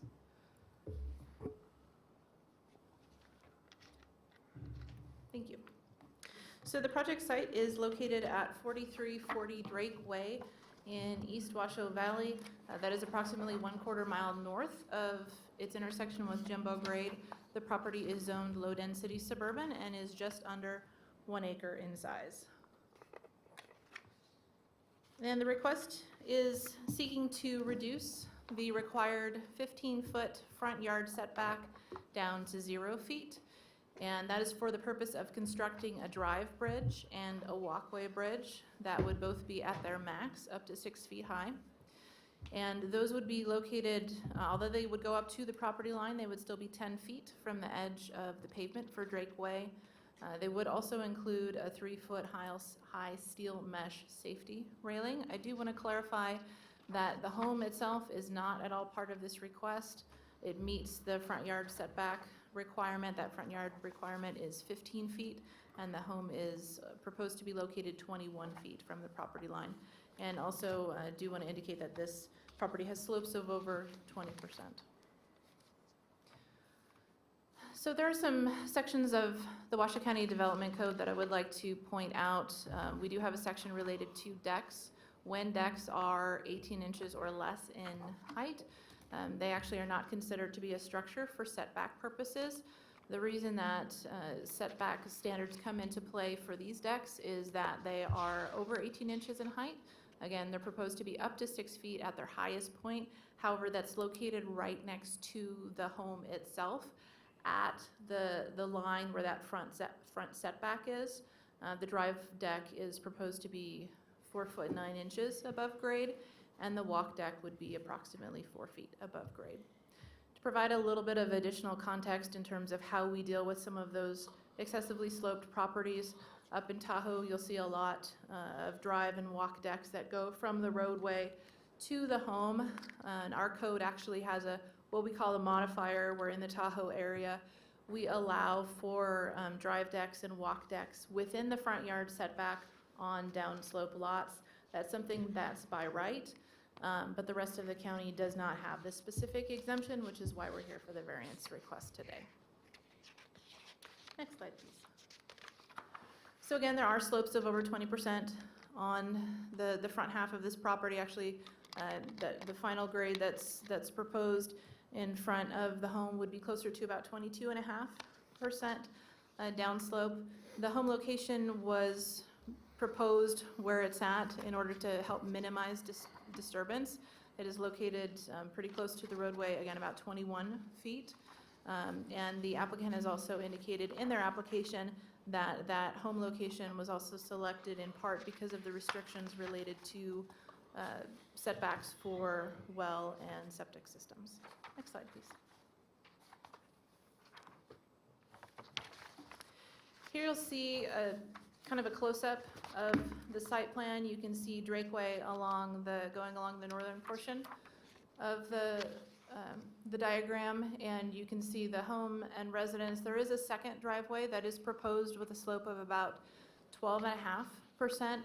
That would go down to a lower level garage that is separate from the driveway bridge, which would provide primary access off of Drake Way to the home. Next slide, please.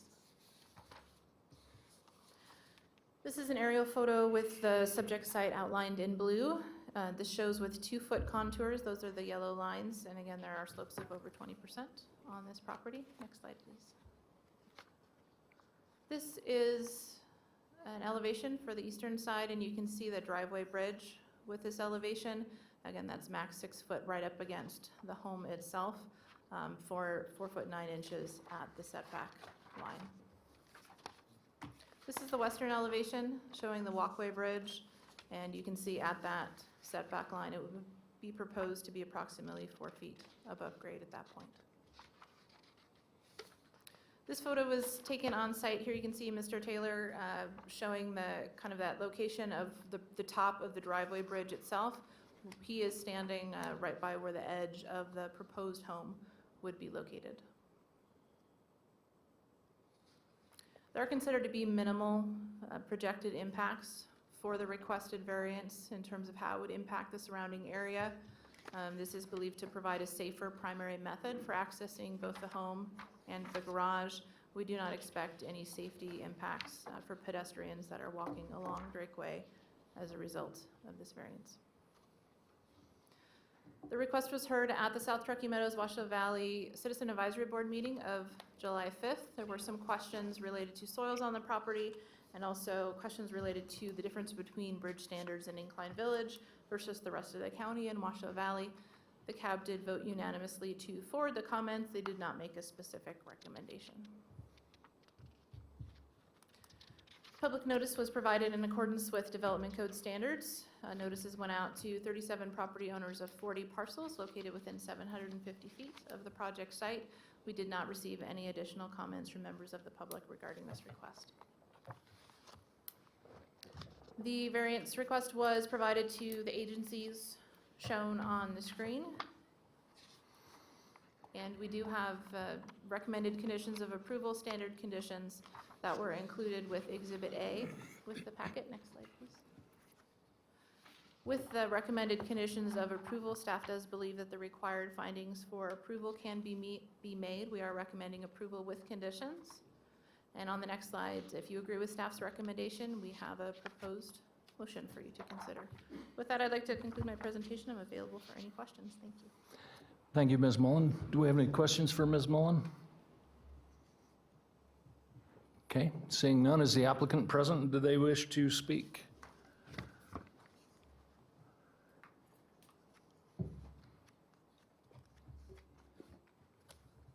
Yes, my name is Gary Taylor. I'm also the property owner of the property.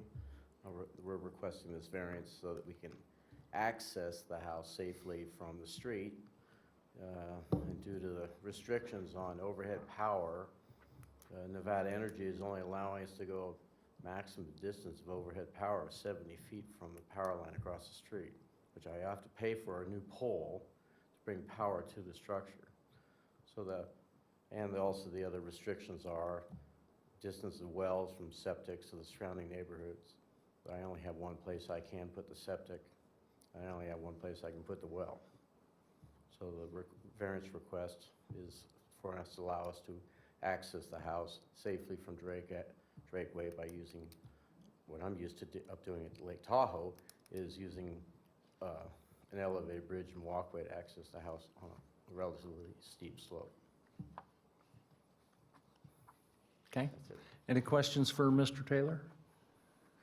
Okay, seeing no questions for Mr. Taylor, thank you. Before discussion, do any board members have any disclosures? Okay, seeing no disclosures, discussion. Hearing no discussion, the chair will entertain a motion. Mr. Thomas.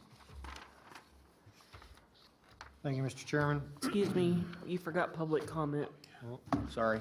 We have no public comment. Getting ahead of myself. Thank you, Madam Secretary. You're keeping me out of trouble. We do have some public comment on this one? We don't have any. Thank you. That's okay. We have to take that step anyway. We will now close the public comment period, bring it back to the board. We have Mr. Thomas is ready to make a motion. Thank you, Mr. Chairman. I move that after giving reasoned consideration to the information contained in the staff report and information received during the public hearing, the Washoe County Board of Adjustment approved variance case number WPVAR 18-0001 for Gary and, I'm sorry, my eyes are going bad. Melanie. Melanie Taylor, with conditions of approval included as Exhibit A for this matter, having made all four findings in accordance with the Washoe County Development Code, Section 110.804.25, that being special conditions, 2, no detriment, 3, no special privilege, and 4, use authorized. Thank you. We have a motion seconded by Mr. Stanley. All in favor? Aye. Motion carries unanimously. Thank you.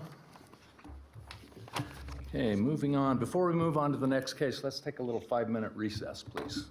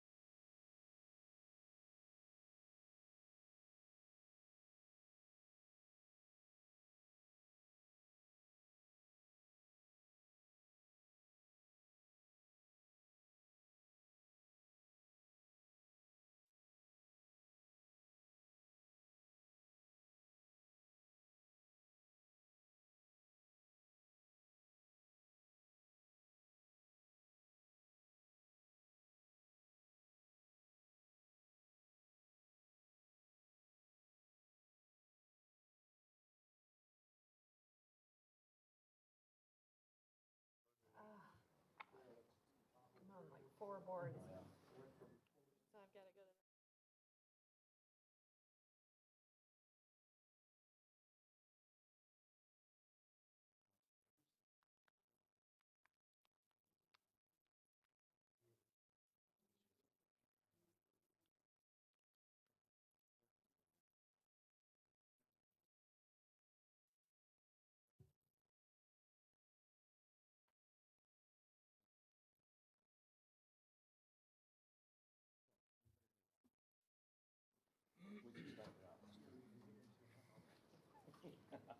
solve all the world's problems. Okay, Board of Adjustment is back in session. We will move on to item 8E, variance case number WP VAR 18-0004, Ecoff Residence, and Mr. Lloyd. Nice to see you on that side of the podium again. Thank you, Mr. Chair. For the record, Trevor Lloyd with Planning and Building. This request before you this afternoon is for a possible variance to reduce the eastern front yard setback from 30 feet to 20 feet, to reduce the western front yard setback from 30 feet to 20 feet, and to reduce the northern side yard setback from 15 feet to 8 feet. These setback reductions are needed to bring a home into conformance, which is currently under construction with Washoe County Code. Again, the home has already been issued a building permit by Washoe County and is currently under construction. Excuse me, Mr. Lloyd, before we go too much further, I feel like I should make a disclosure on this case before we get too much further. I am an acquaintance of Mr. Ecoff. My wife worked with him 20-plus years ago for a number of years. I know him. I do not know him well. I have no fiduciary or pecuniary interest with Mr. Ecoff. I've not met with him or spoken with him about this project. So, Mr. Large. Mr. Chairman, I foresee no problem. Thank you. Okay, Mr. Lloyd. Thank you. So the applicants, Todd and Marcy Ecoff, have submitted a variance application for their home, which is currently under construction and is well underway, is being built within the setbacks along three property lines. The purpose, again, is to bring this home into conformance with code. Property is located in Hidden Valley at 5545 East Hidden Valley Drive. It is located between Hidden Valley Drive as well as Briar Hills Lane. And again, just for an overview, the applicants are asking to reduce the setbacks on three property lines, two of which are fronts. And they would reduce those from 30 feet down to 20 feet. And the third is the side yard along the north property line to reduce that setback from 15 feet to 8 feet. So on this overhead, and this is also a part of your staff report, is the site plan. And what I've done is provided some color coordination. The area in yellow, the yellow shading, represents the standard or typical medium-density suburban setback requirements. The property has a regulatory zone of MDS, that's medium-density suburban. So everywhere throughout the county, that's essentially the standard requirement. However, per Washoe County Code Article 212, which is the Southeast Truckee Meadows Area Plan, and specifically here, the Hidden Valley modifiers, there is additional setback requirements, and that's shown in the blue shading on the site plan. So as you can see, where the house is currently located and is under construction, it encroaches into that blue area, which are the setbacks for MDS properties in the Hidden Valley area. But that only applies to properties that are over 0.4 acres in size. The applicant's property is 0.58 acres, so it's a little bit larger. Again, this is a very unfortunate situation where the permit came in, and due to human error, it was not caught. There was under the assumption that the standard MDS setbacks were in place. And so this is a matter that it simply did not get caught by the applicant nor by staff at Washoe County, and thus the reason we are here before you this afternoon. In addition to the building placement within those setbacks, as you can see on the site photo, it appears that there is grading that has been done that is also in violation of Washoe County's grading codes, both Article 438, grading standards, as well as the Article 212 under the Hidden Valley modifiers. And if I could identify some of those areas that do not appear to be in compliance. It does not appear that the grading meets the maximum 4-to-1 slope or cannot be steeper than 4-to-1. It certainly appears to be. Also, there cannot be any fill greater than 48 inches when grading occurs adjacent to an existing residence. It appears that has also been violated. and that fill shall not be placed within an area that exceeds a projected slope of 4 to 1 for a distance of 40 feet from the common property line. Once again, that does not appear to be the case. The grading also does not appear to be in conformance with the building plans that were in fact approved. So as a requirement or a condition with this variance, staff requires that the applicant provide a resubmitted building permit with grading that does in fact comply with all of the grading standards of both 438 as well as 212. This shows the front elevation of the house that is facing Hidden Valley Drive. And also, for reference, the side elevation, this is the side that faces the Shaver residence and is in fact located within that 15-foot side yard setback. The applicants have provided a rendering showing what the home will look like once it's completed, once all of the landscaping is put in place. This is generally what it would look like. Staff has also included another condition for additional trees to be staggered and give a very naturalistic look along this property line to act as essentially a buffer from the adjoining properties. I'm sorry, let me go back to the last elevation. One other thing I wanted to point out is basically the lack of windows along this face of the elevation, and that was done intentionally to ensure additional privacy for those the residents to the north. As part of the requirement for approving a variance, these are the 4 findings that have to be made. Pay special attention to finding 1 and 2, the special circumstances, and the no detriment. Again, it's a little, it is a stretch in terms of the unique situations or conditions specific to this property. However, given the situation that, again, this was human error and the fact that MDS properties typically are 20, 20, and 8, this staff feels this finding can be satisfied. The other question is whether or not with this request, will it create a substantial, significant detriment to neighboring property owners? And again, that is a judgment call. It is staff's analysis that there is not significant detriment associated with the request, assuming that all of the conditions are met. This item was heard by the South Truckee Meadows Washoe Valley Cab at their July 5th meeting. There was unanimous recommendation in support of the requested variance at that meeting. Also, this was sent out to all of the typical reviewing agencies. In this instance, only planning and engineering provided comment, which are incorporated as part of your conditions attached to the staff report.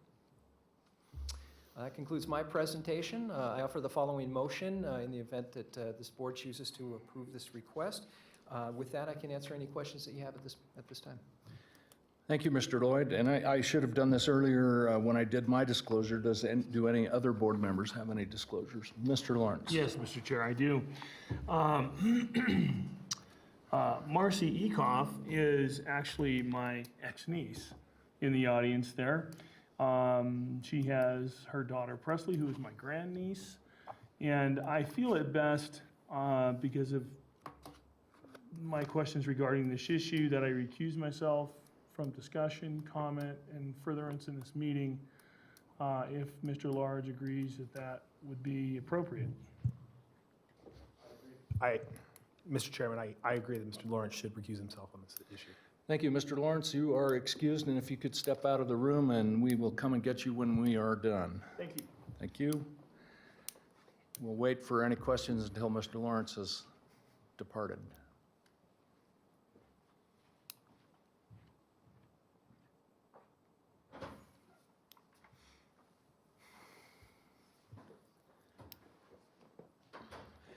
And Madam Secretary, if you could make sure that the record reflects Mr. Lawrence has been recused and that we still have a quorum. Thank you. Yes, I have done that. Thank you. Okay, do we have any questions for Mr. Lloyd? Mr. Stanley. Thank you, Mr. Chair. Thank you, Trevor. Question about sequencing.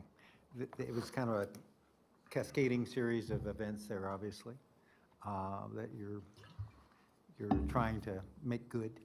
How will the grading issue be dealt with? I know that may not be the top thing on the list, but I thought it was curious that over and above everything else, there was a problem with grading. How often is that checked, or how did that come to light, and how would it be corrected? Really, we are putting this on the applicant to show us how they're going to correct it. And we do require a revised set of plans that show that it does meet the requirements. And engineering and as well as planning will ensure that it does. Prior to a final inspection, we will not issue a certificate of occupancy unless it does in fact meet those standards. And if that means lowering, where the stem wall is, for example, that may be the case. It may require a series of retaining walls. Again, I don't know. We're not in charge of designing. That's up to the applicant, and we'll let them do that. Thank you. Ms. Hill? How far along on being constructed are they? Have they poured in concrete? Yes, they're very far along. In addition to the grading, they poured the footings, the stem walls, and I believe they have photos to show where they are. This was, again, the last time I saw the house, that was probably a month ago, and they're well beyond that as well. And they haven't been issued a stop work order or anything? They're continuing to build? That is correct. The building department did not issue the stop work order with the understanding that it would be, the applicant understands that they're taking a risk by moving forward, but no, building department did not issue a stop work. Okay. Mr. Thomas? Thank you, Mr. Chairman. Trevor, when I went out there and inspected it, the distance between the north property line with the grade to the stem wall, I know there is a suggestion about offsetting some trees so they don't look uniform and all that, but in my personal opinion, there's not enough room to do that. From that property line to where that stem wall is very small, and then especially the steepness of the grade that they've done. Although I understand the desire to mitigate the circumstances, but when I was standing there trying to get an eyeball on it, I really don't know what the answer is to that one. I really don't. I didn't know if you had any other suggestions, or if you've been out there looking at it, or can come up with. Right, no, and I have been out there, and keep in mind what you see in terms of the slope from the grade. That slope will not be there, and we're putting that on the applicants to come up with a better design. Again, at the closest point, there's 8 feet to the property line, and what you saw was, I believe, the fence. The fence is actually inside of the applicant's property, so they have a little bit of room to work there as well. But 8 feet typically, and I've served on facilitated for the design review committee for quite some time, that should be sufficient. And again, that's the closest point.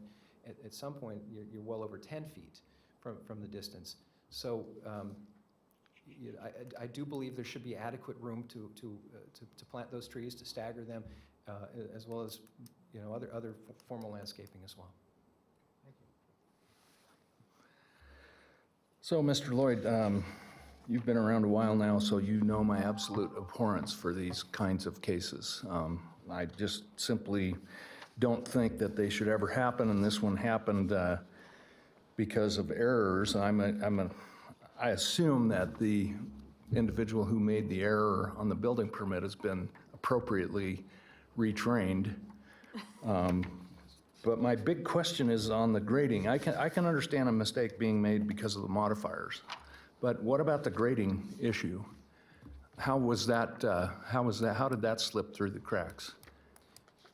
Again, the grading that's out on site does not match the grading that was shown on the site plan. So what was approved is not the same thing that's out there in the field, and we are being very proactive in making sure that the grading on site does in fact meet code. So that's why we're asking for the revised plan. Okay, so just so I am clear in my mind, the grading that occurred is not what was depicted on the plans that were approved by the county. That is correct. Okay, Thank you. Any other questions for Mr. Lloyd? Mr. Stanley?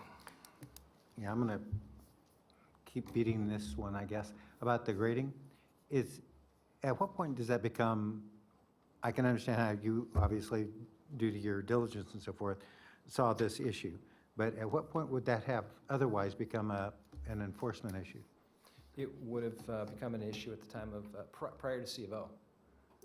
It already is one? I'm sorry? It already is an enforcement issue, did you say, or no? It's not an official enforcement because we're going through this process at this time, but it could be turned over to enforcement if the matter is not rectified through this process. Okay. And a follow-up on this, and it's probably just lack of understanding, but there seem to be stem walls pretty close to the edge of the grading with the less, with the... I need a photo. Yeah. See better. And you were indicating that 10 feet was going to be enough, but you thought. Okay. If I understand it correctly, the 4-to-1 slope is not, right? So essentially, the flat part, for want of a better term, of the pad is going to be reduced in size. Is that right? Or is that the option?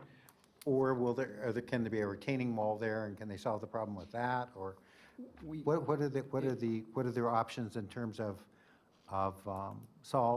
resolving that problem? I am going to leave, this is going to be an issue for the applicants Right. to resolve. And Right. so we're putting it on them to bring us a plan that meets all of our requirements, all of our grading requirements. And like I said, that could be retention walls, that could be lowering the stem wall. I don't know. We're going to leave that up to them. But those are their options that they have? Are there Some- other ones that, is that There may be appropriate to other ask? options. I don't know. I see. All right. Thank you.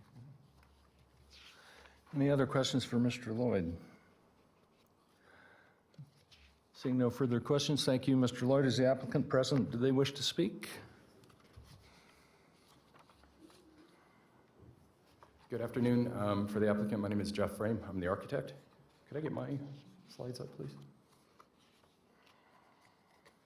Okay, as Trevor said, when we started the house, the first thing we look at, of course, is the setbacks. Medium density suburban, as Trevor said, are 28 and 20. We even looked back at, we looked at the ECOFs, at the assessors. No mention at all about a hidden valley modifier. No mention at all on the survey. Here's the original survey. Here's the survey that actually divided an existing 2 lots into 1 lot. All the easements are here. Again, nothing from the surveyor, nothing from anybody about an overlaying modifier. And this parcel was developed, this was back in 2013. We go back and keep going back. We didn't just stop there. We went back a few more iterations, all the way back to the original Hidden Valley subdivision development in 1950, I'm going to say 7. Somebody can correct me on that. But again, nothing really there to mitigate, to point towards something else. So as Trevor said, here's the site plan. Here's what was submitted. The north face of the house is not parallel to the north property line. That's where we get, so at the, does this thing point? Oh, it does. Right there at that corner, which is the corner of the garage and the mudroom, that's where it's the closest at 8 feet, right there. Otherwise, you get down to here, it's more than 15 feet. And you saw it on Trevor's site plan where the overlap kind of gets minimal down as it heads towards the golf course. Again, another site plan. This was the original site plan that was submitted. And you can see the grading was basically left to follow the natural grade along here. The intent there would be either to step this down or support that grading in another way. Our idea was just to step it down. It didn't happen. We've got some preliminary grading out there. This is where they are right now. I took these pictures at 9:30 this morning. So they're kind of moving along. And you can see how the house is oriented. We're going to hear some discussion here in a few minutes about views. The view from the house is to the golf course, not across the neighbor's property, straight onto the golf course. And you can see how they are. If we're worried about views, here's the neighbor's property and his lawn. So here's the back side of the house, or actually what faces the golf course. As you can see, there's windows all along here facing the golf course, not facing across somebody else's property, across the street. And then you can see the neighbor's house in the background there. Here we are at the property corner, the northeast property corner, Hidden Valley Drive. And there's the surveyor stake, and as you go down. So what you have right now is rough grading. And it is not per the plans, we all agree on that. So there's a couple different ways to mitigate it. We, in our submittal packet for this hearing, are proposing a retaining wall that is actually parallel to the property line, and it's 6 feet inside the property line. There is a 5-foot public utility easement. The owners and the construction company have been talking to NV Energy, about abandoning that easement as they're not using it. But again, it is still there, so for our discussion today, it's still there. We have to stay within that. The wall we've proposed is, it's conceptual. We haven't had it engineered, we haven't had it reviewed by planning or zoning or engineering or building. We know we're gonna have to have it engineered, and there's gonna be some discussion about the slope from the house to the top of the wall. That could be mitigated by raising the top of the wall or making the slope flat and extending in order to make sure we have enough coverage on the footings. Here's again the front elevation. So the one in the bottom is the north elevation. Again, like Trevor said, it's there's not very many windows on the north side, so there's not a whole lot of view there. One thing to note that is when we start talking about views here pretty soon, is if we were to move this wall in or to the south 7 feet, that's about the width of this table. The view from the neighbor doesn't change. It's the same view. We did provide this as just kind of a talking point to landscape it, to soften it up. There is a wall in there. Obviously, we'd have to consult with the landscape architect to get the right size trees so they're nice and columnar and tall and don't spread out, but to soften that edge up. That's all I have right now. I'll leave it for any questions. Thank you. Anyone have any questions? I have a question for you. Back to the grading issue. Can you explain to me in pretty clear terms why the grading that occurred is not what was depicted on the plans? I'm the architect. I don't know. I'd have to talk to the grading contractor. Okay. What's out there right now, again, is it's a rough graded pad. That was not the intention as we step down the hill. There's a pretty good slope headed towards the golf course, headed west. We can mitigate that with some site retaining walls. Again, we're the architects, so I wasn't the grader. Okay. Anyone else have any questions? I have one. Mr. Stanley. You'd mentioned, and I know this is hypothetical, but if you don't get the abandonment, okay, from NV Energy, how does that affect how might that affect your thinking? It wouldn't. What we showed on that last site plan was figuring that the easement's going to be there. So that it's a 5-foot easement. We set the wall in. The north face of the wall is 6 feet from the property line. That leaves, for a retaining wall, we'd have maybe a foot outside the property line, and then quite a few feet inside. So we're not counting on that to answer your question. All right, thank you. Mm-hmm. Anyone else? Mr. Thomas. And for my own edification, when you're the architect, so you put the plans together, and did you overlay it on the property? Is that where part of the mistake was? You were assuming that you had X amount of feet to the property line, so therefore you moved it in that direction, or you're not responsible for any of that? No, the house, when we designed the house, we designed it within the medium density suburban setbacks of 20, 20, and 8 feet. That's how we designed it. It hasn't been moved from where it is right now on the property isn't in any different location than what we had designed. Right, and I guess maybe I'm probably not making myself clear. So you took into account the standard MDS setbacks. Yes. And the Hidden Valley MDS setbacks should have been included, but that was kind of a mistake on your part, if we want to call it that, or an oversight. Let's say an oversight. You set it to a standard, and that's what you thought you were working with. Yeah. Okay. I mean, like I said before, there was nothing pointing to a more restricted setback. I know, in other communities under Washoe County jurisdiction, they have more restrictive setbacks, and their homeowners association or their architectural committee. Hidden Valley has no architectural committee anymore. They abolished it in 2002. That's when the Hidden Valley modifier was created. And so basically, what was their responsibility, they now, appears to me, passed it on to the county. Okay, thank you. Any other questions? Okay, seeing no further questions, Mr. Ecoff, do you have anything you want to add?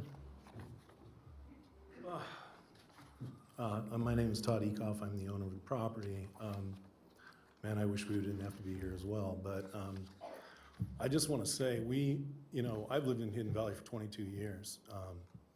We bought this property in 2013 with the intent of building our dream home on it, our retirement home. It took 2 years to do the plans. We submitted for permit in September of 2017. Got kicked out of permitting probably 4 times for a variety of reasons. We redid the plan, resubmitted, finally got our permit in December. Started building in February. May 24th, we get a phone call saying there could be a problem with the permit. And we're like, okay, we're that far into it.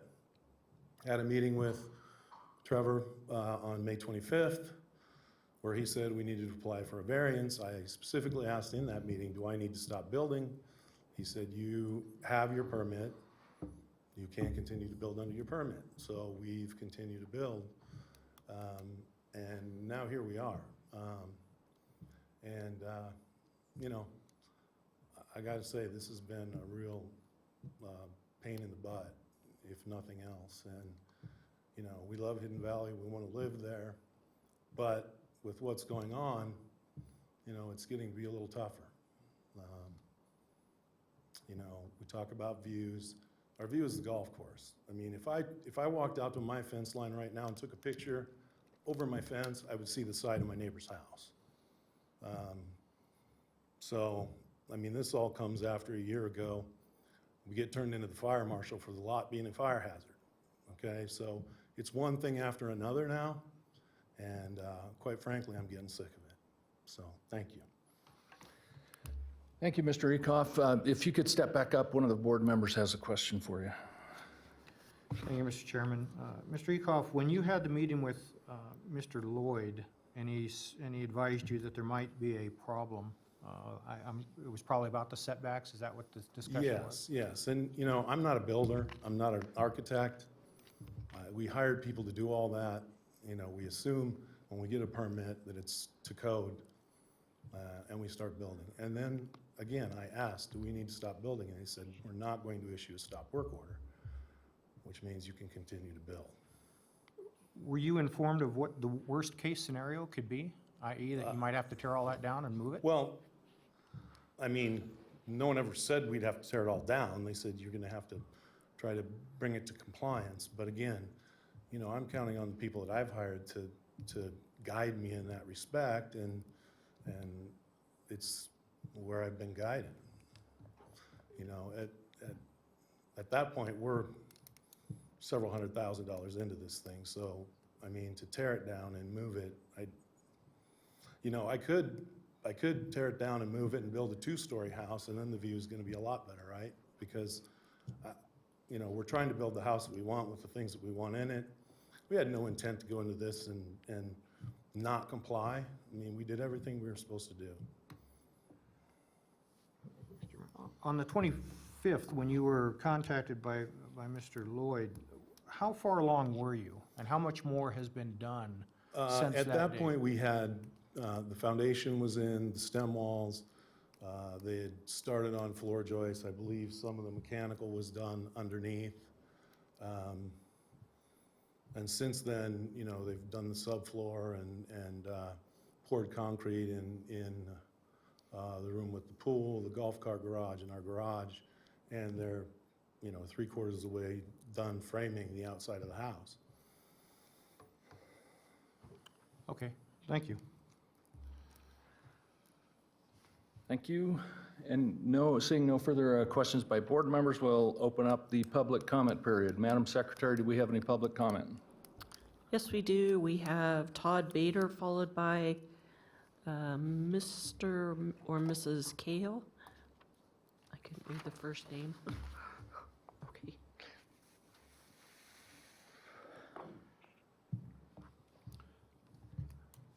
Good afternoon.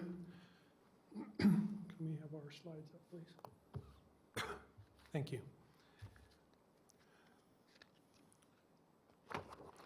I represent the Shaver Trust, and Sir, could you make sure you identify yourself for the record, please? Yes, sorry. Todd Bader on behalf of the Shaver Trust. Thank you. The Shaver Trust is the owner of the property directly to the north of the applicant's property. I submitted hard copies of our slides because I'm going to have to really fly through them to get through in the time allowed. Mr. Shaver and our consultant are also present if you have any questions. We've provided a number of photographs that were taken in 2013. These photographs show the condition of the property before any construction activity. This is very important because it is the condition of the property against which the board must determine the special circumstances if they exist, not the circumstances created by any kind of error or oversight or intentional conduct. We've also provided a number of photos showing the state of construction at the time this issue came up.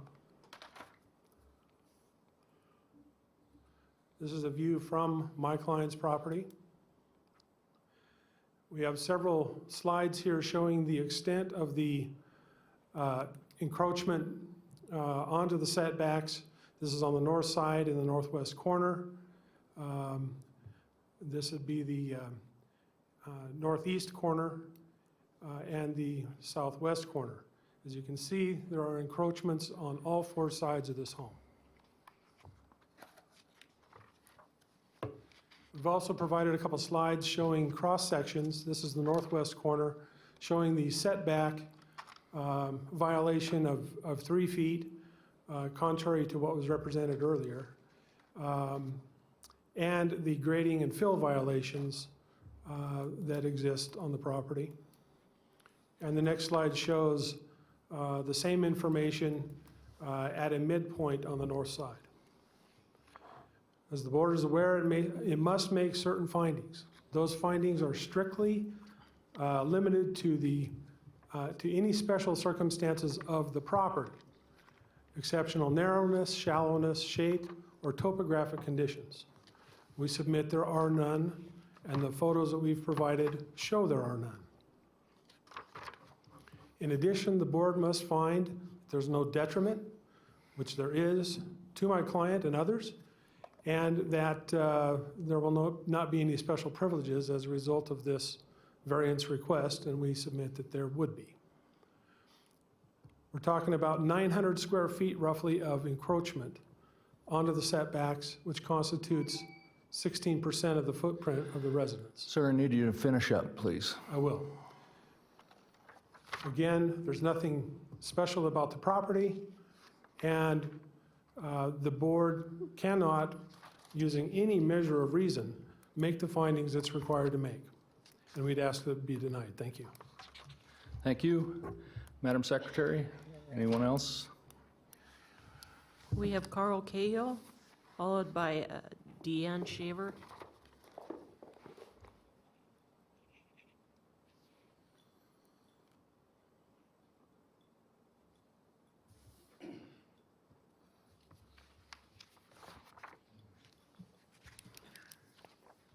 Mr. Chairman, members of the board, my name is Carl R. Cahill.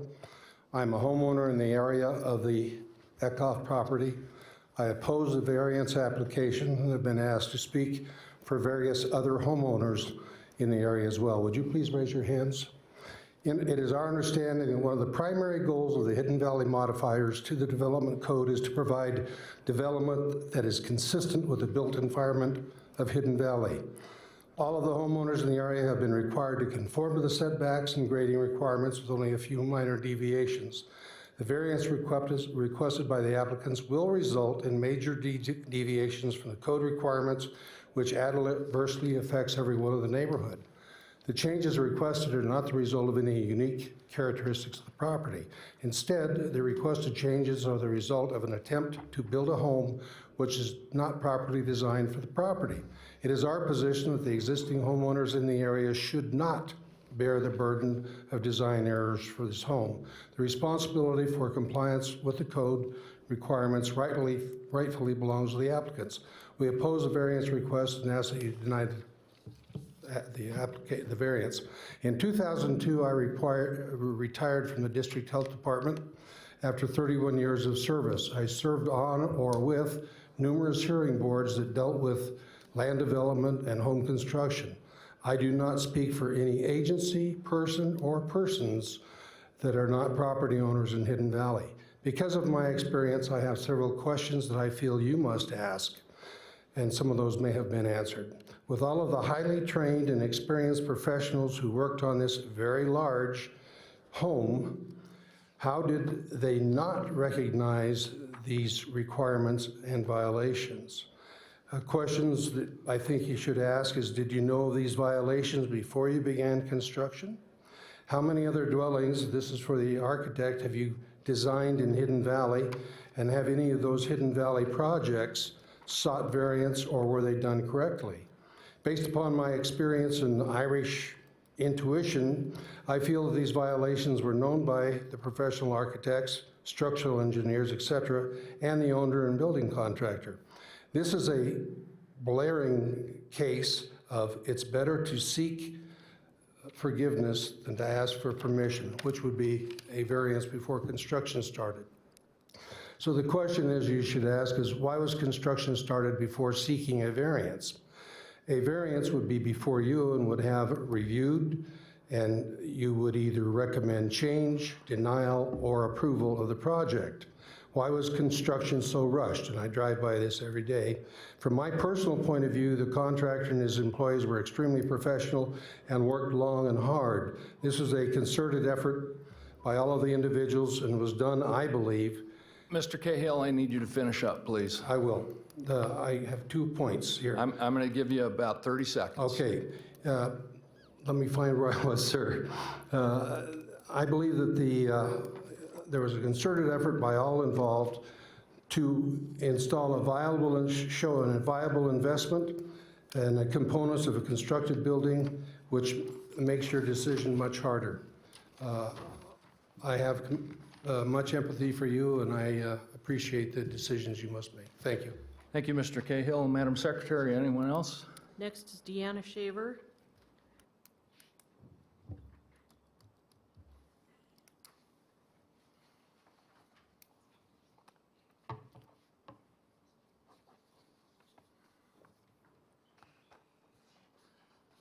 Good afternoon. My name is Dean Shaver. Prior to my retirement, I was a general building contractor in this area for 40 years, Shaver Construction.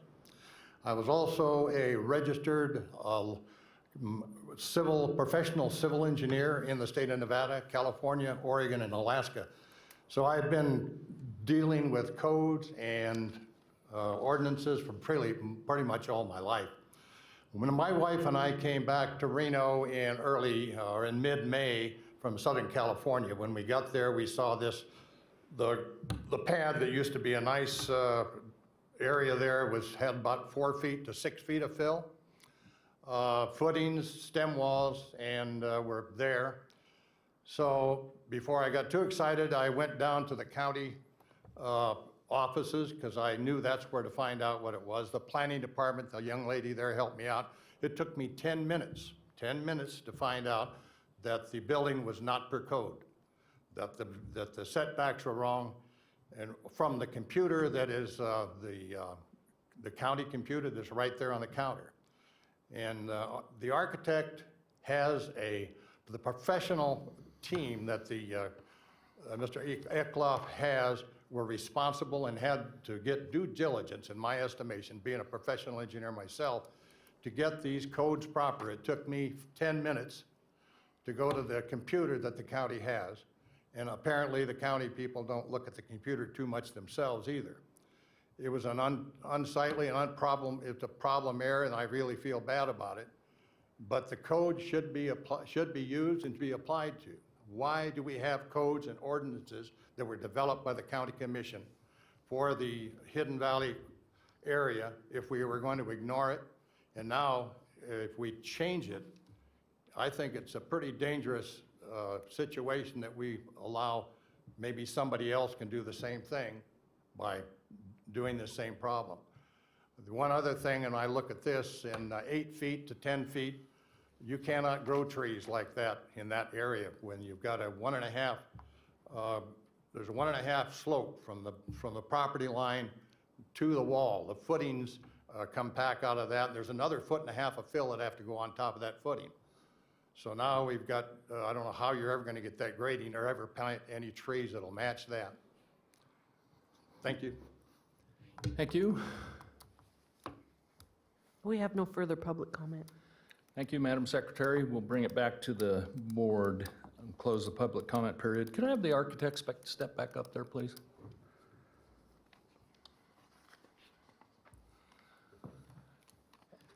So have you ever designed anything to be constructed in Hidden Valley before? No. This is your first time? Yes, sir. And how long have you been an architect in Washoe County? Since 1998. Okay. All right, thank you. Bring it back to, yeah, Mr. Thomas. No, this will be for Mr. Lloyd. if I Mr. can. Lloyd. If we can, that's right. If we can put the picture back up that shows the setbacks in blue and yellow. I have a question for Mr. Lloyd. I need my original PowerPoint. Just one second.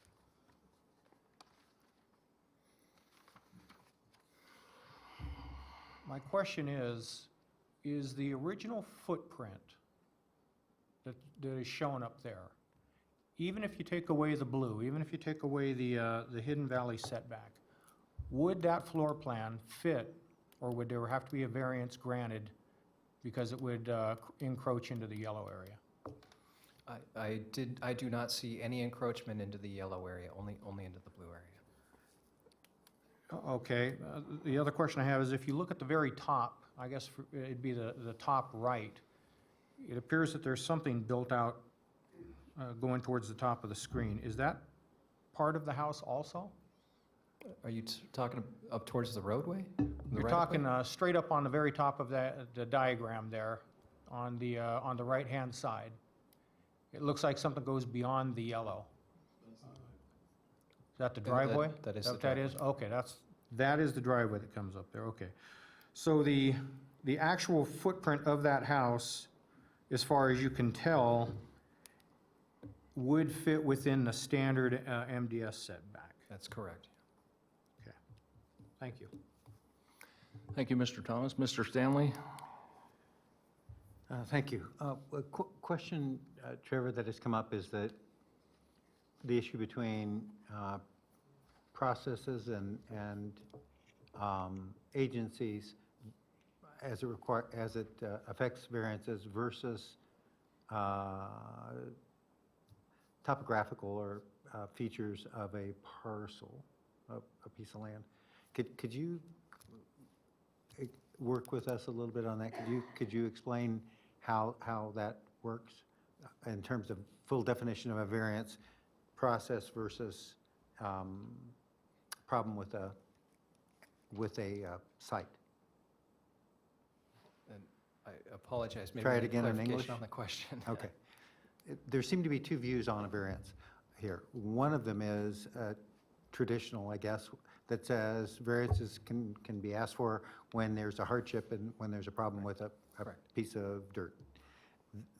This particular variance seems to be, it's more process-oriented. There are a number of issues and problems and mistakes that were made that cascaded down to the result asking to ameliorate those through a variance. Can you explain a little bit? Can you thread that needle? I will do my best. When we look at variances, and you're absolutely correct, ideally it's nice to have a clean slate, right? A clean, vacant piece of property, and we look at those unique circumstances, and the neighbor's attorney spell out very clearly what those circumstances are. It's based on the unique circumstances of the property itself, whether that's narrowness, shallowness, shape, or some other topographic situation, right? And so typically, that is specifically what we're looking at in terms of meeting that first finding of a circumstance. And you're correct, this one is a procedural matter more so than strictly a hardship. But then there is another, one of the standards or one of the criteria is other unique circumstance, and that's basically what we're looking at in this particular situation. Thank you. Anybody else? Ms. Hill? How are we going to make those findings, special circumstances? I mean, how can we make the finding that there are special circumstances based on narrowness, shallowness, specific piece of privacy, the strict application of the regulations result in exceptional and undue hardships upon the owner of the property? Could that be what we base that on? Again, as I had mentioned previously, it is a bit of a stretch, but you're right. You're looking at that last category, which is other unique circumstance, and that is up to the discretion of this board. Okay, thanks. Mr. Thomas? Thank you. Can we bring the owner, with your permission, back to the podium? Sure. Mr. Eckhoff, help me to understand where you were coming from that, like I said, on May 25th when you were noticed, and although it wasn't a stop work order, you continued to go forward, but you knew that there was a potential issue out there that had, consequences to it. So help me work through this. It was my understanding at the time that because they had permitted, I said, do we need to stop? And they said, you have a permit, you can continue to build under that permit. They basically said, you'll apply for the variance, and I was under the understanding that wasn't that big a deal at the time. Now, since this whole thing has gone on, I didn't know. I mean, I consulted an attorney, I have an attorney. There's other legal issues going on here. My attorney said, you should continue to build. When they say we're rushing building, we're 6 months into construction. We're, partway into the framing. I'm not sure we really rushed any construction. In fact, my contractor said he slowed way down because of all these issues that are going on. And so we're put in a position, time is money too. We have a construction loan that we're paying interest on every single day. So this is getting put out longer and longer and longer in all reality. We're not rushing into anything. We've slowed way down, but we're paying money every day we're doing this. So the advice I got from several people was continue to build, present your case. There's been cases like this before that have been approved. It certainly wasn't my intent to be here. And for anyone to say that we did this purposely to build what we wanted to outside of code is ridiculous. Like I said, it went to permitting. It came back 4 or 5 times over a gas barbecue. It came back over a ventilation hood in the kitchen. It came back over a wine cellar that we wanted to build that we had to take out. And so we modified it every single time it came back. And then when we finally got permit, we started building. And I'm taking the advice of my attorney and the builders and the architects and the building manager, and here we are. Thank you. Tough. Anybody else? Okay. Bringing it back to the board for discussion. Is there any further discussion? I feel like that would be an exceptional hardship on the owner if we don't approve the variance. And I think I can make the findings based on that. Okay. Mr. Thomas? Thank you, Mr. Chairman. You know, you mentioned it right as we got into this case here, and I agree with you as to, I hate these, that they come forward, that a situation is already done, then it comes back to the board, and the term that is used is to bring it in compliance. We're not bringing it into compliance. What we're doing is we're granting a variance. We're dealing with a situation that's already taken place, and now it's there before us saying, or people come before us and say, can we now have it? So I have difficulty with those situations. In this instance, I believe that there was a cascade of errors that took place, both with, both the homeowner and with, with others, with the county of not catching it soon enough, letting it go forward, and now this gentleman is here, potentially has to tear down what's been done. And I would probably say that if anyone was in his shoes and the roles were reversed, you would probably ask for and want this board to grant that variance. It was not an intentional act. It wasn't done, to pull the wool over anybody's eyes. It was, like I said, a cascade of errors that transpired. So I tend to agree with you that, I don't know what the best case scenario is, but, exceptional hardship to the owner, of what has occurred, may be in order. Thank you. Mr. Stanley? I agree with almost everything that's been said. And particularly the part about if the shoe were on the other foot, I'm usually that guy, and a series of mistakes. But the flip side of that is I've been in the community, I think, 25 years or something, not in Hidden Valley. And I think I've heard of the Hidden Valley modifiers for at least a good 15 of those years. I think primarily, as kind of common phrases, as it related to, I think, the highway that went through the golf course and all that. And that was always an issue. So it troubles me that information wasn't more obviously available and understood. On the other hand, this is one of those situations, I think we all agree, where there's no good solution. You're papering over a problem. And so it's a tough one, and I agree with the folks that say if you have rules and regs, it's always best to try to stay within them, but this might be the exception. Okay. As I said before, I really have a great deal of distaste for these types of cases when they come before the board, and we've had a number of them over the years. And exactly as Mr. Thomas says, we're not bringing something into compliance, we're granting a variance, allowing it to be out of compliance, making it legally acceptable to be out of compliance. And while I have a great deal of sympathy and empathy for Mr. Ecoff, I can't make the findings that we need to make in this particular case. I believe that we would be granting a special privilege to Mr. Ecoff, and I believe that it will be detrimental to the neighboring properties as well. So that's where I'm at. And I have a great deal of sympathy and empathy for you, but we're constrained by the development code and the findings that we have to make, and I simply cannot make the findings. So having said that, the chair will entertain a motion.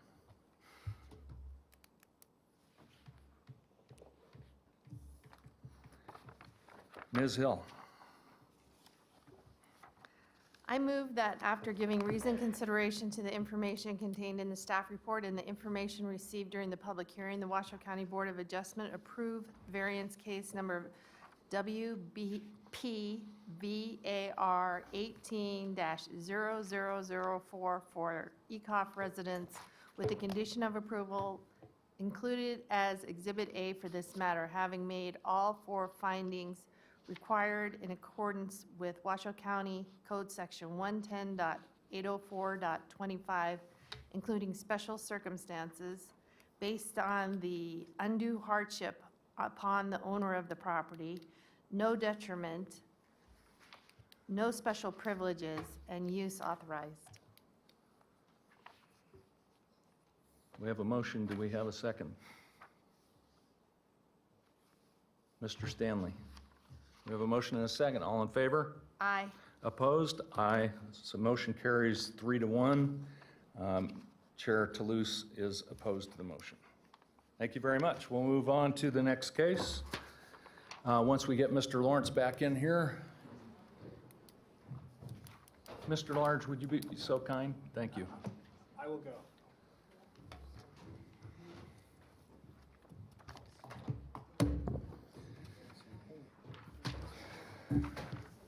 Mr. Chair, would you mind if I read the appeal procedure again? For those in the audience. It says, most decisions rendered by the Board of Adjustment are appealable to the Board of County Commissioners. If you disagree with the decision of the Board of Adjustment and you want to appeal its action, you may do so in writing within 10 calendar days from the date that the decision being appealed is signed by the Secretary of Board of Adjustment and mailed to the original applicant in the proceeding of being appealed in accordance with Washoe County Code. Please call the planning staff immediately at 328-6100 for information on the appeal procedure and application fee. Thank you, Mr. Lloyd. Okay, moving on to special use permit case number WSUP 18-0013, Discoveries Preschool, and we have Mr. Giesinger. Good afternoon, Chair Toulouse, members of the board. Chad Giesinger, Senior Planner for the Planning and Building Division of CSD for the record. Hopefully this item will be a little easier for you. This is a special use permit for Discoveries Preschool, and pictured here on this slide is the site of the facility as it currently is constructed. Here is the vicinity map depicting the location. It's at 253 Egyptian Drive, just off the Pyramid Highway in the center of Spanish Springs. This is a request to expand an existing child daycare facility by constructing a 1,408 square foot addition. According to the applicant, the addition is apparently necessary due to new child daycare regulations that have been put in place regarding the amount of square footage required per student, and apparently they're no longer in compliance with that with their existing facility. So they're proposing the addition to come into compliance with that regulation. The expansion would include additional classroom space and 2 new bathroom facilities, which I will show you on a subsequent slide on the floor plan. There would be 4 toilets total, 2 in each of the new bathroom facilities. According to business license staff, the facility is currently licensed for a maximum of 106 students and 15 staff. The applicant is not proposing the addition to enable new student capacity. They simply would like to continue operating and stay in business as currently operating. It's been a long-standing business in the community. It was originally approved in 1992 through special use permit and has been in continuous operation since. The original SUP authorized up to 80 children, 20 infants, and 12 to 15 employees. That number is very similar to the that's very similar to the current license parameters that they have now that I mentioned earlier, the 106 and the 12 to 15 staff. So it's only slightly higher as it's currently operating by 6 students. However, the addition does exceed a 10% expansion of that existing special use permit use and therefore trigger the need for a new special use permit. Just of note, the existing operations, we have not had any code enforcement complaints or issues arise. Here is a graphic depicting what the footprint of the addition would look like after construction. You can see it's being proposed there in an area of DG.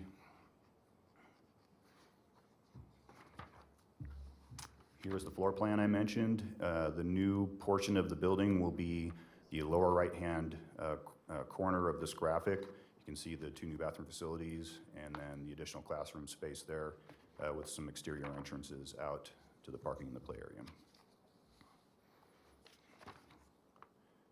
Here are the building elevations for the addition. They will be using a similar design of the existing structure, and will also be matching the color and the building materials. 1 acre property is zoned MDS. Child daycare facility is an allowed use in the medium density suburban zone. Proposed addition does meet the required setbacks for that regulatory zone. There is quite a bit of mature landscaping existing on the site, and we have determined that it does meet the current code requirements. The expansion will not be removing any landscaping. It's located, as you saw, in that existing DG play area. So staff does not feel there will be a need for additional landscaping or parking as a result of this building expansion. New lighting will be minimal. It will just be some sconces at the entrances and exits. They will be down shielded and less than 12 feet in height. As I mentioned, the addition will be architecturally compatible. They are not proposing any change in operations, and that includes the existing hours of operation, 6:30 a.m. to 6 p.m. Do not anticipate increased traffic generation because they're not increasing student capacity, so essentially continue on as is.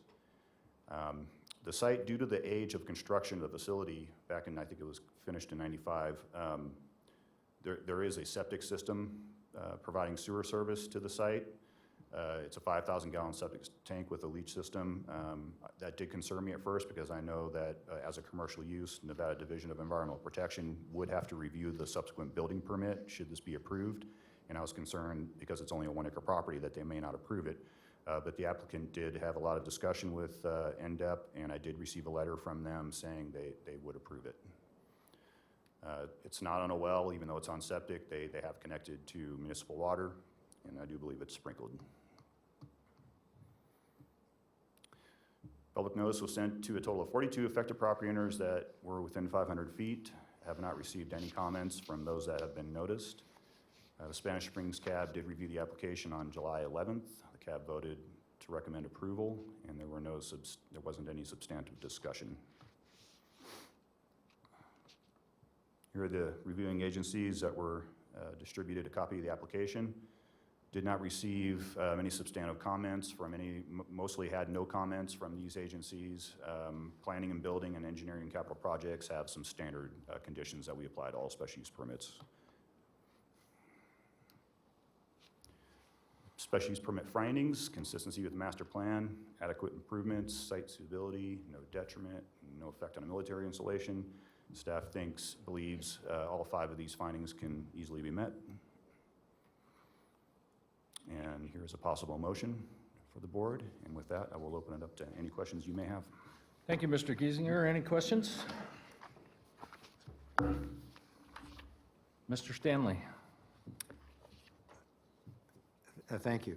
Chad, I may have missed this, but how many additional students are anticipated here due to this addition, or? No additional students. They're simply doing the expansion to stay at their current levels, but they have to meet the new square foot requirements per students. Perfect, thank you. Yeah. Anyone else? Seeing no further questions, is the applicant here? Do they wish to speak?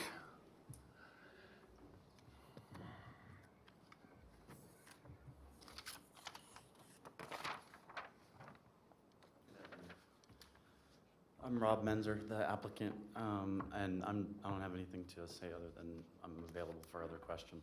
So. Anyone have any questions? Okay, thank you. Madam Secretary, do we have any public comment on this one? Great, close the public comment, bring it back to the board. Any discussion? No discussion, the chair will entertain a motion. Mr. Lawrence. Might as well do one today. I move that after given reasoned consideration of the information contained in the staff report and information received during the public hearing, the Washoe County Board of Adjustment approve with conditions special use permit case number WSUP 18-0013 for Discoveries Preschool, having made all 5 findings in accordance with Washoe County Code Section 110.810.30, those being for consistency, improvement, site suitability, issuance not detrimental, no effect on military institution. Thank you, Mr. Lawrence. We have a motion. Any second? Seconded by Mr. Thomas. All in favor? Aye. Aye. Motion carries unanimously. Thank you. Moving on to administrative permit case number let me start over. Administrative permit case number WADMIN 18-0010. Ms. Kraus, Children's Cabinet.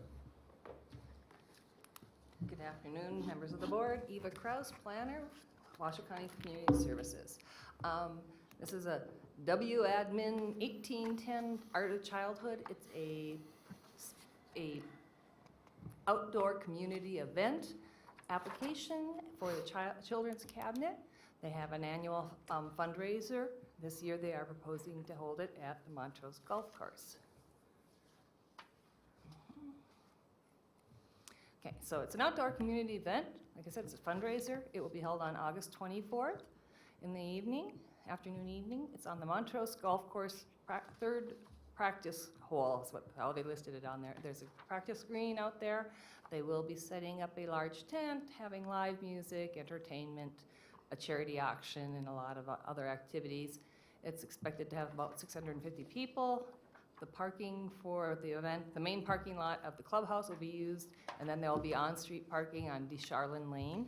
These are private streets, so the county engineer, traffic engineer did not have concerns about parking on that street. It's only going to be parking on one side of the street, though. So anyhow, like I said, it's at the Montrose Golf Course. That area circled in red is the approximate area that where this activity will be located. If you go, I don't know, do I have a pointer? The area outlined in blue is the entire golf course. On the lower left-hand corner of that area is the clubhouse and the parking lot. So that's where people will park. They will be shuttled up to the practice green by bus, or they can walk up there. It's not that far, really. So they have it set up with the tents, the food tent, the action tent. The little yellow lines there are 2 cart paths where they'll be entering and exiting with the caterers, the golf cart shuttles, and people will be walking up to the third green from Descharlin. Okay. So anyhow, that's a basic overview of this event. There was public notice sent out to 126 property owners. It was heard at the South Truckee Meadows Washoe Cab on July 5th. There was concern because the application originally stated that the Montrose would be providing security. Montrose wasn't aware of that. So the applicant has been working on that, and they will have their own security for that. The parking, like I said, is from the golf course parking lot, and they will be shuttling guests. The board did recommend approval, 3 in favor, 1 opposed. Partially because the HOA wasn't aware of it, and I believe that board member was on the HOA. I was not at that meeting, but I read the minutes. So this was sent to all the several different agencies. When we talk about planning, that's also planning and business license. They're part of that division. The health department, air quality, food, and EMS were all notified. And the sheriff's and risk management. Risk management said, approved their insurance, that's their main concern. So anyhow, staff is recommending approval based on the findings of this permit. If you do approve this permit today, that's not the end of the line. That will mean the applicant can go ahead and start making sure they got all their pre-event conditions made. They have till August 17th to complete those conditions. Once those conditions have been met, then we will actually have the business license issued to the applicant. So I am here for any questions or comments? Thank you, Ms. Kraus. Anyone have any questions for Eva? Mr. Stanley? Yeah, thank you. Just one quick one on the security, not Montrose security, individual security, but then there was something in here about the security being waived, and I was, so could you expand on that a little bit and explain it? I would rather the applicant expand on that. I don't recall security being waived. I do know that we were waiving the paying a fee for providing cleanup and other things, but I have to go back and look at my notes to see what that is. Okay. Great, let's have the applicant come on up.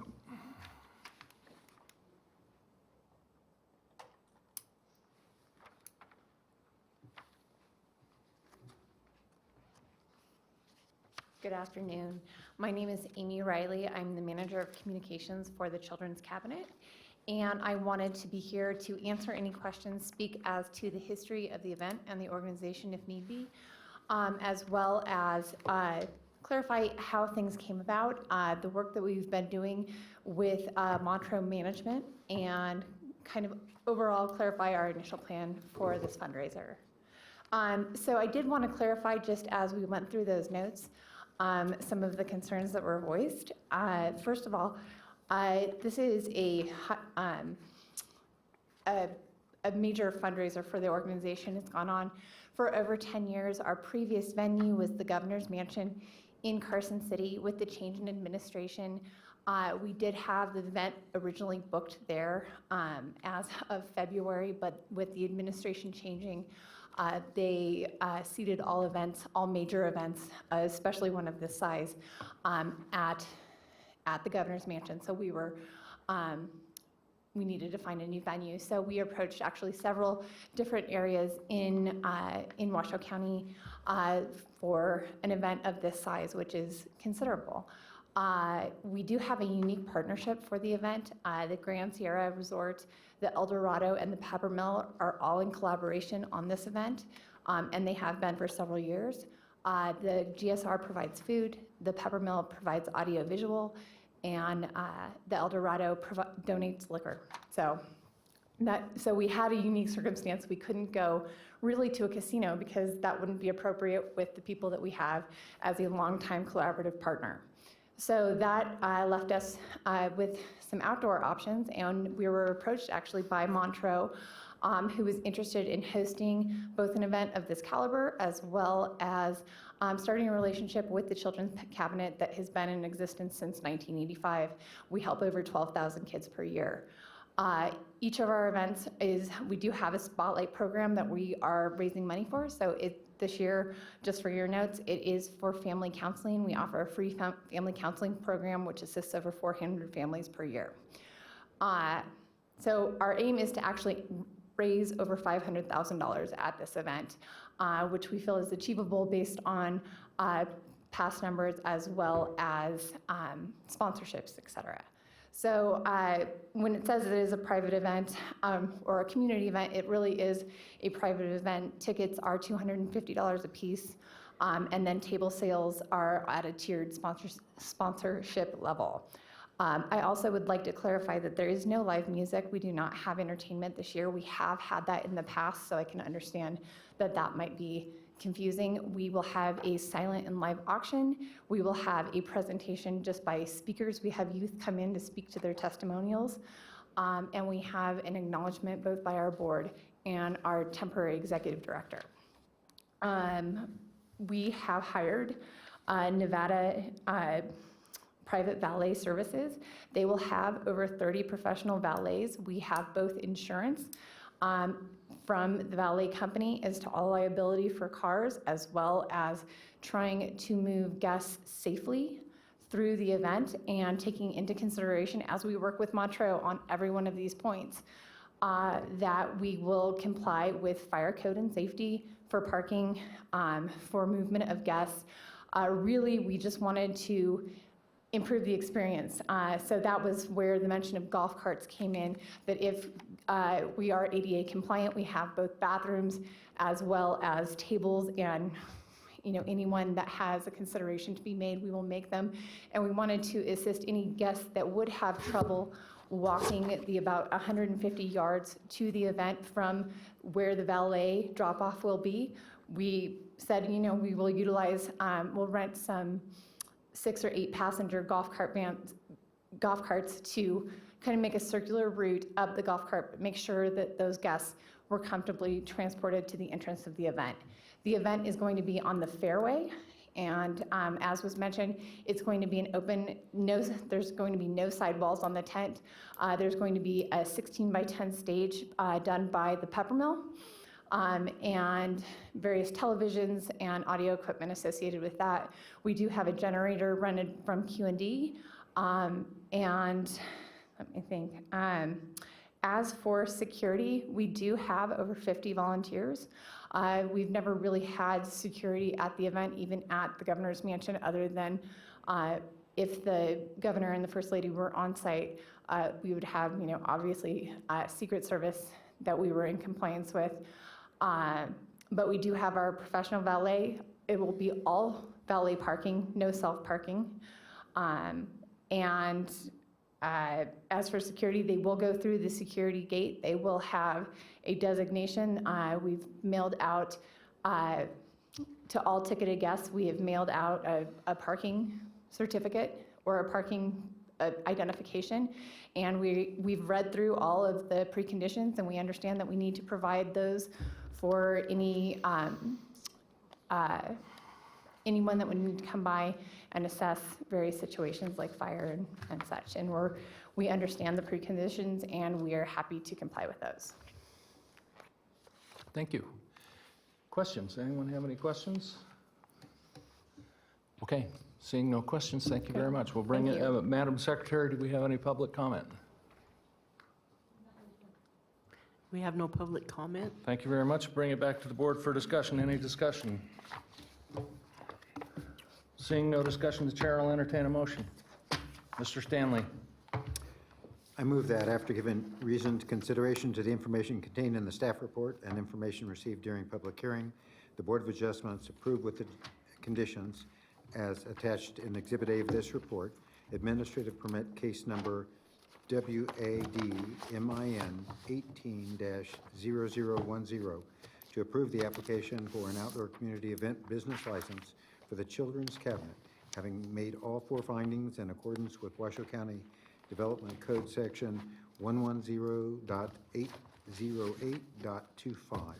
I further move to authorize the Director of the Planning and Building Division to issue the license when all pre-event conditions have been or are completed. And the conditions include consistency, improvements, number 3, site suitability, 4, issuance not detrimental. Thank you. We have a motion. Do we have a second?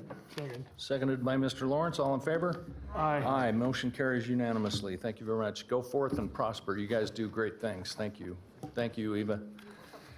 Okay, moving on to item that brings to a close the public hearing items. Moving on to item 9, planning item, presentation on Washoe County's code enforcement process. Mr. Webb, we have missed you. Welcome back. Thank you. For the record, Bob Webb with the Community Services Department. I too have missed the board. I've missed being down here with you all, and now you get to see me again in a totally different role. This presentation is in response to the board's request at your last meeting for an overview on the code enforcement process. One of the jobs that I'm left with, since I abandoned you all, is oversight of the county's code compliance team. And what I'm going to provide to you is an overview of that enforcement process, touch a little bit on those topics that are most pertinent to you as came up in the discussion on one of your items today.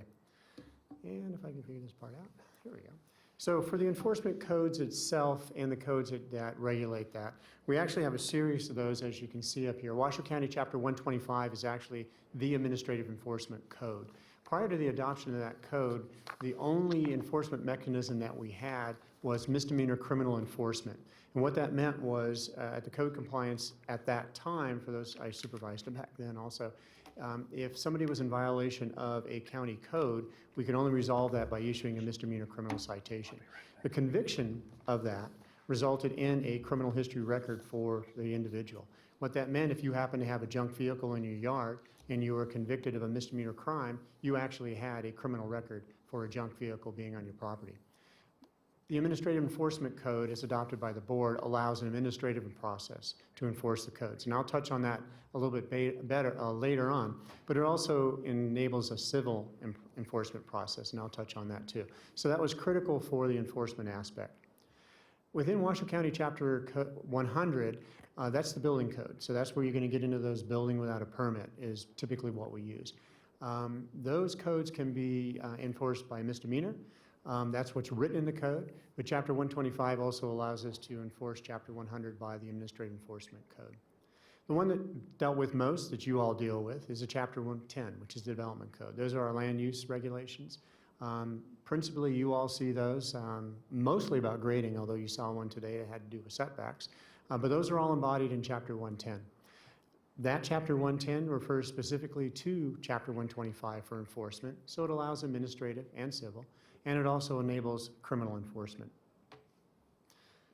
But that's not all we do. We also enforce other codes that typically this board does not get involved with, such as Chapter 25, which is our business license codes. And actually, you touched on that a little bit because the actual outdoor events are actually a business license that you authorize a director to issue. That's strictly by criminal misdemeanor enforcement, although there's a provision in Chapter 125 that we can take some administrative enforcement of those codes. Chapter 30, liquor and gaming, again, that's enabled by Chapter 125. Chapter 50 is nuisance. You all won't see those, but that's actually when you have a junk vehicle, that's coming out of the nuisance code, and we do enforce those by Chapter 125. The Board of County Commissioners set policy for the code enforcement with Washoe County. And when we talk code enforcement for Washoe County, I only have one part of it that I oversee with now 3 code enforcement officers and 1 administrative staff. And those are the codes that you saw earlier. When you talk about other codes that are enforced by other agencies within Washoe County, they follow the same policy, but they also have their own codes. So for instance, the Health District follows the policy of the District Board of Health, but they also enforce strictly health codes. Code enforcement folks that I supervise cannot enforce health codes. Conversely, health personnel cannot enforce county codes. So we have a bit of a stovepipe in that context.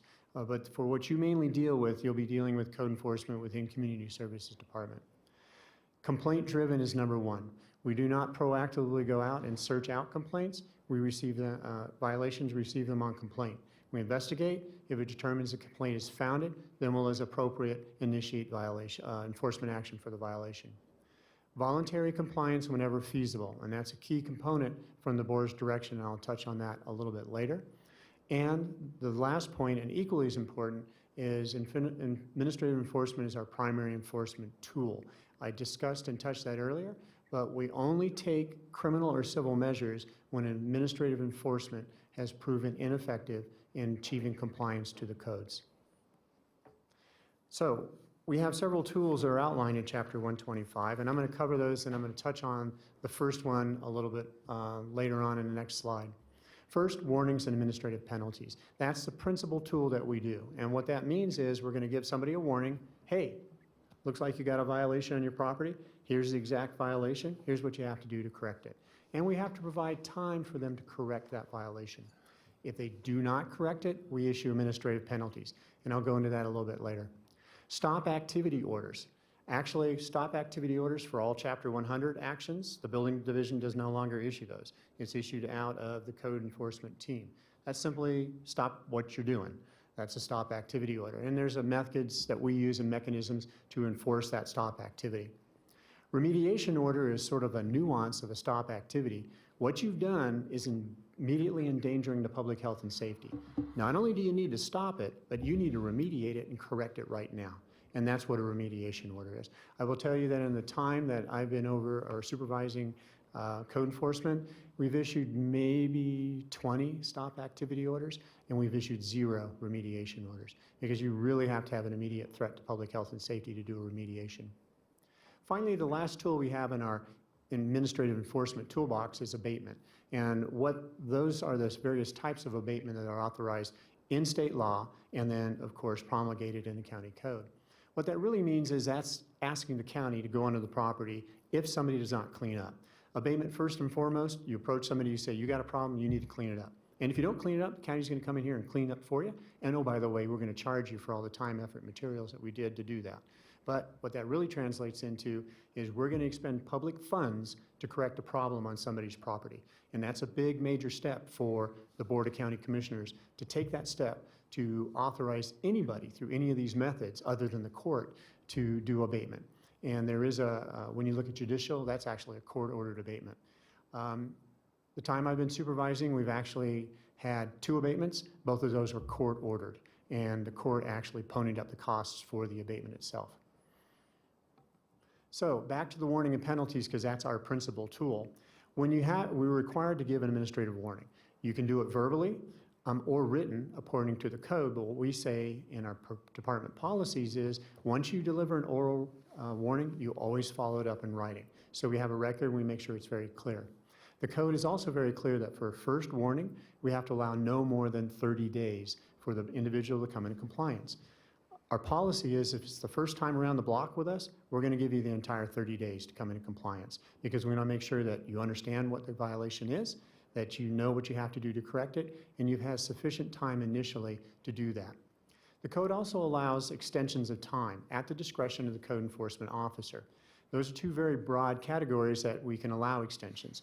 Extenuating circumstances. Hey, I was in Saudi Arabia. I really couldn't do anything. We actually had one of those.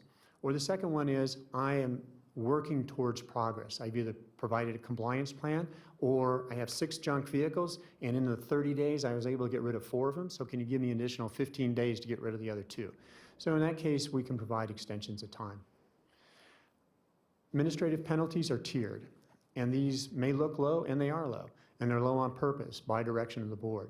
And the reason for that is most of the cases, and I'll show you a chart in just a minute, that we deal with are not the cases that you see. They're the cases that deal with somebody who's got junk vehicles on their property.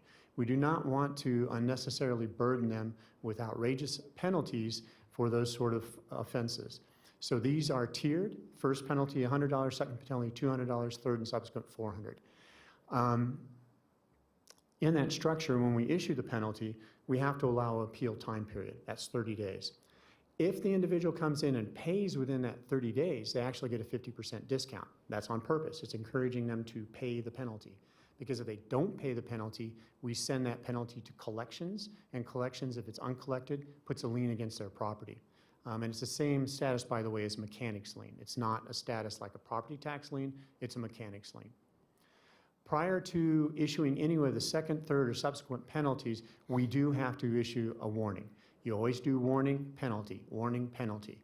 By procedure and policy, if it's the first time around, you get the first warning and the first penalty. We'll give you 30 days on that second warning and 30 days on the second penalty before we go to the third one. Again, we're trying to give them as much time as possible to correct. If you're a repeat offender, or if you get to that third warning or third notice, then typically those timeframes are shortened, because it's not like you don't know you got an issue. We've been talking to you for at least 2 times to do that. We also have administrative fees that can be combined to those penalties. So these are in addition to the penalties that you see. And it allows us to tack on additional action fees for work that we have to do. We can attach these to any penalty. However, by policy, we tend not to attach them until we get to that third penalty. Again, by that time, you've known what your violation is. You still have not corrected it. And at that third penalty, we're going to start tacking on some of the fees that you see here. A fee that we don't tack on, but is a part of these fees, is the collection fee. When we turn it over to collections, they automatically add $50 on it as an administrative fee, actually, for the what work they have to do to put the collections process in place. Okay, so specific to the type of activities that you typically see, these are they. Grading or building without permits. And how we handle those is typically with an administrative warning and or a stop activity order. We've used both of them on either a grading or a building permit. We'll use a stop activity if they're in the process of doing something. So if they're out there grading away or they're out there actively building, we'll use a stop activity order, and we'll use a warning to say, stop what you're doing.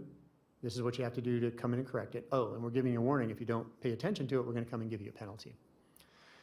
Every one of those has to provide the nature of the violation, in other words, the code citation, and what's needed to correct it. And this is the important part here from the code compliance. Notice the very first thing that they have to do. They got to apply for the permit, because we have to exhaust all of our administrative remedies before we can take them to future criminal or civil court action. Because the first thing a judge is going to do is he's going to ask us, and that includes a hearing officer, by the way, in appeal, if not, they've been granted every opportunity to administratively correct that violation. And if they have not, in other words, if we jump straight to a criminal and try and give them a ticket, they're going to send it back and say, give them the opportunity to get that permit first, and then if they don't get the permit, then come and talk to us. So what happens if they don't get a permit? You can go to administrative penalties, the first, the second, or the third, that's sequential. You can choose not to issue the building permit, and that's actually a Washoe County Development Code provision that says we cannot issue that building permit, and actually Mr. Lloyd alluded to that if you listen to what he said in the ECOF case, unless you're in full compliance with county code. So if it happens to be that there's a structure involved or any subsequent building permits, let's say a subdivision with building permits associated with the houses as a part of that subdivision, we can say, nope, we're not issuing the building permit until you come into compliance with the code. We could also do abatement, but from abatement, that's handled in coordination with the DA's office. The DA's office will not move forward unless they have BCC approval, because it involves the expenditure of public resources, staff time and money for equipment to go ahead and perform that abatement. We can also do criminal or civil proceedings, and then we take them into court. Either I issue them a misdemeanor criminal citation, or I get the district attorney's office, and not Mr. Large, typically Mr. Edwards, to go ahead and sue them, basically in court, and get them into court. I will tell you that abatement and some criminal or civil proceedings are very difficult to proceed forward because there's a lot of proof that we have to provide in that process. And again, I want to stress that the policy of the board is to enable the respondent to apply for the appropriate permits for voluntary compliance. So what does that look like for the number of cases that we have? So if you look at the total cases that we had in 2017, we received 409 complaints, and that was 258 violations. That's 63% of the complaints we got turned out to be there's a problem and we had to address them. So code enforcement staff were addressing 258 of those violations. And here's your percentage of what types they are. Planning violations, in other words, basically the zoning type of things, and nuisances are lumped in there. Building violations, and then only 4% of them are engineering, and that's the grading violations that you see. So in the cases that you saw last month and this month, the grading case was an engineering case. The building complaint, the setback, is actually a planning case. It's not a building case because it didn't involve the structure, it's involving the setback that had to be done with it. And there was a grading component in the case that you heard today. But you notice a relatively low percentage of those cases are what we actually process. These are the 2018 numbers. And with that, as I flip my chart real quick, that's 56% of those complaints have resulted in violation. If you back up a little bit, notice the total number. 409 complaints in all of 2017. We're only halfway through the year with these numbers. We're already at 388. So we're already on track to have more complaints and more violations than we did last year. But oddly, the percentages remain about the same. A little bit more of the planning complaints, 54-42, 4%, 74-22, but look, still 4% for those grading type of complaints that we get. Again, a relatively minor percentage of the complaints that we receive and violations we process deal with grading. One more tool I'm going to mention is if somebody comes in and it involves any sort of building permit, which includes a grading permit, because a grading permit is actually obtained through the building division, the director, Moira Heinstein, can impose what's called an investigation fee. And that investigation fee is equal to the amount of the permit application fee. So if the director is aware that somebody's come in with a code violation and they've determined that they should have gotten a permit, either a building permit or a grading permit, and did not obtain one, the director can go ahead and impose this investigation fee at the time of application. So that's more of a hefty fee than I can do through the administrative process. And additionally, if they're doing work without a permit, the director can also hire a third-party investigator to determine that the work was done appropriately, whatever that work may be, and the applicant can be required to pay those fees. Finally, there's misdemeanor criminal citation, but that's difficult to do. But I wanted to note that those fees are imposed, at building or grading permit application.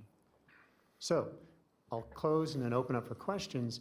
I would encourage the board to be very cognizant of the enforcement tools that we have and to avoid putting people in a situation where it's going to be difficult for them to actually come into compliance with the code. And I'm going to go ahead and pick on the case last month because that's a typical example of a problem that was created by the applicant where they went in and did grading beforehand. Yes, they should have gotten a grading permit. Yes, we can chastise them all we want to. Yes, I can send them a warning. Well, when I send them that warning, you know what the first thing it's going to say on that? Is you need to go get a grading permit because that's their administrative remedy to do that. They cannot do any corrective work on that property without a grading permit. They can't even bring it back to its original state without a grading permit. The individual is looking at it going, I've got to go get a grading permit, which involves a special use permit. I've been denied. My response back to him, and this is what actually the warning letter that went out earlier this week said, you need to reapply. Because that's their only administrative remedy that they have, is to get that grading permit with the addition of a special use permit in order to provide the corrective mechanisms to fix that violation. If they don't do it, then realistically, I will tell you what's going to happen is they're going to look at me and say, I can't do it. I'm going to give them a first penalty, a second penalty, and a third penalty, because that's what we do by policy. We give them at least 3 penalties, $100, $200, $400, and then I'm going to go talk to Mr. Edwards, as Deputy District Attorney, and I say, now what? You want to take them to criminal court? You want to take them to civil court? you want to go before the Board of County Commissioners and ask for abatement. And that's the realistic path that we do for code enforcement. With that, questions? Thank you, Mr. Webb. Great presentation. I have a question. Here's one of the issues as I see it, and we just had one of these cases today involving grading. So only in this particular case, the grading permit was issued. But once that grading permit is issued, it appears to me that no one goes out and makes sure that the grading that's being done is in compliance with what's on the plan. And that's exactly what happened in one of the cases that we had today. He had the permit, but the grading was not in compliance with what was on the plan and what was presented to obtain the permit. So there seems to be a gap in there where there's no effort made by the county to make sure that the applicant is in compliance. So can you tell me, is there somebody out there who actually goes out, you got your grading permit, 2 weeks later, 3 weeks later, whatever the case may be, is there somebody that goes out there and checks to make sure that that grading is in compliance with the permit? Through the chair, the answer is yes. And those are from the engineering division, because it's the engineers that validate grading. They're the ones who actually provide the bulk of the comments and conditions that are associated with any grading a permit. I will tell you honestly, the engineers are behind, and they're about a month to 2 months behind in their workload. So it's entirely possible, and what happened in this case is the grading had been accomplished without the necessary checks. And there's, just like with any permitting process, there's a series of gateways you have to go through. So if you put it in the context of building a house, you have to get your foundation approved first, and you get an inspection, and then you get your walls, and so on, right? Same with grading. You got to get this done first, and at that point you call for an inspection. When it finds out that you called for the inspection and something's wrong, then the field inspector says you got to correct it at this point, right? And that's typically what happens most of the time. The corrections are made there. Again, think of a house. Foundation, I'm going to correct the stuff wrong with the foundation. Once it gets approved for the inspection, I'm going to build the rest of the house. Same basic process with grading. If, however, the corrections are not made, then we've got an issue with the work being done without a permit, and then it actually kicks us back into that enforcement process that you saw. The building official has a little bit more teeth in, as you noticed, with some of the monetary fines that she's able to levy. And they can also leverage some of that investigative fee, by the way, for working outside the parameters of a permit. And that's what the building official has the option of doing. You can always fall back on that enforcement process that I showed you. But typically that monetary, or more importantly, and actually what she uses most of the time, is she puts the contractor's license and says, I'm going to go and notify the contractor's board if you don't correct this. And that's a pretty hefty tool. It's always a problem, but I will also tell you that most of the time that doesn't happen. So I again, really piqued my curiosity even more so now. So let me take it step by step. Grading permits issued to build a house. Grading is done. They're then supposed to call for an inspection on that grading, correct? Well, again, grading permits are not necessarily issued separate of building a house. And in this case, actually, any work that's done as a part of the pad does not require a separate grading permit. So what happens so is... let me stop you there for a second. I get where you're going. So it's the grading permit's issued as part of the building permit, or the footings and all of that as part of that. So the grading plans are approved as a part of the building permit. The plan's approved. Somewhere in this process, somebody from the county had to go out and do an inspection. Correct. At some point. And here's where I'm really struggling, is, again, in this particular case, somebody either didn't see that the grading was not in compliance with code, or they ignored that it was in compliance with code, and the process went forward. And the footings were poured, and the foundation was started, and everything was, and then we get a complaint, or a neighbor finally complains that everything's out of whack. And somewhere along the process, it seems to me that somebody with the county somewhere should have noticed that there was a problem. And that's where I have a real issue here. And I will say for the board, I can understand that you would have an issue with that and a concern, but it would also bring you back to your responsibilities as a board member. Because in this case, you're going to hear that as a board member in really one of two circumstances. You're going to hear it like you heard today, where you need a variance. And if you keep in mind, the variance wasn't actually, the grading was not a part of that variance. The variance was a setback. We were going to use the conditions imposed as a methodology to also correct the grading. But you can hear it as a part of a variance, or you can hear it as a part of an appeal. And you can hear that appeal when I'm the owner, I'm building, I'm grading, right? And I say, well, you're reading the code wrong, right? That's the wrong grading code. And you can actually appeal that decision of the building official, applying the building code in this case, to that, and that would actually come to you as a board to hear that appeal of the building official's decision. So it could be personally upsetting to you, and I fully concur with that. Welcome my world every morning. But I will tell you that I also ask you to put it in your lane, your swim lane, as you think about, and what you need to do as the Board of Adjustment. And I would encourage you to have those conversations about, okay, understanding that somebody should have caught it. For whatever reason, it didn't happen. And I can't speak to every inspection. I do know that most of them get caught early, but you're always going to have some that get through the mill. Just like with this variance. Somebody overlooked the fact that you should have had setbacks, right? Can't go back and change the past. We have to look forward to the future. So what's the most prudent decision, keeping in your swim lane as a board, based on whatever's being brought to you, either an appeal or the findings within the variance, which is actually what you did today. And you did, I mean, if I was going to do my camera up here, textbook resolution of a variance, you went and talked through each of the findings, right? Can I make those findings or can I not make those findings? And that's a critical part. So is it my understanding that Chuck Bluth has to come back, he's got to apply again and come before us again? And then That was my question as well. So there's discussions going on to determine if perhaps there's another methodology.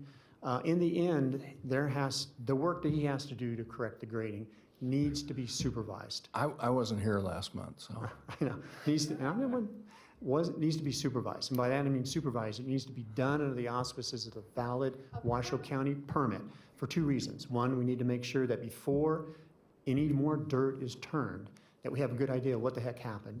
And then there's going to be a plan for turning dirt again, either to restore it or do something else. We need to make sure that is correct, according to our codes, to protect the public health and safety. And I'm not going to go into details on the other methods we're working because it's sort of behind the scenes. But in the end, if that doesn't work, then the only way he can come into compliance is to apply for another SUP to try and get the grading permit. or does he appeal and go to the county commissioners? He chose not to appeal. The appeal time frame is gone, so he can no longer appeal the denial. So he no longer has that option. Again, he could ignore county code compliance, and what's going to happen is that first, second, and third notice, and then I'll be talking to the DA's office about the next steps, if indeed the county decides to go that way. Mr. Chairman, before we entertain any more of this, I would discourage the board from going off of this agenda item in regard to Mr. Webb's presentation, and specifically in regard to any individual that may come before this board. I would highly discourage this board from having any of those type of discussions.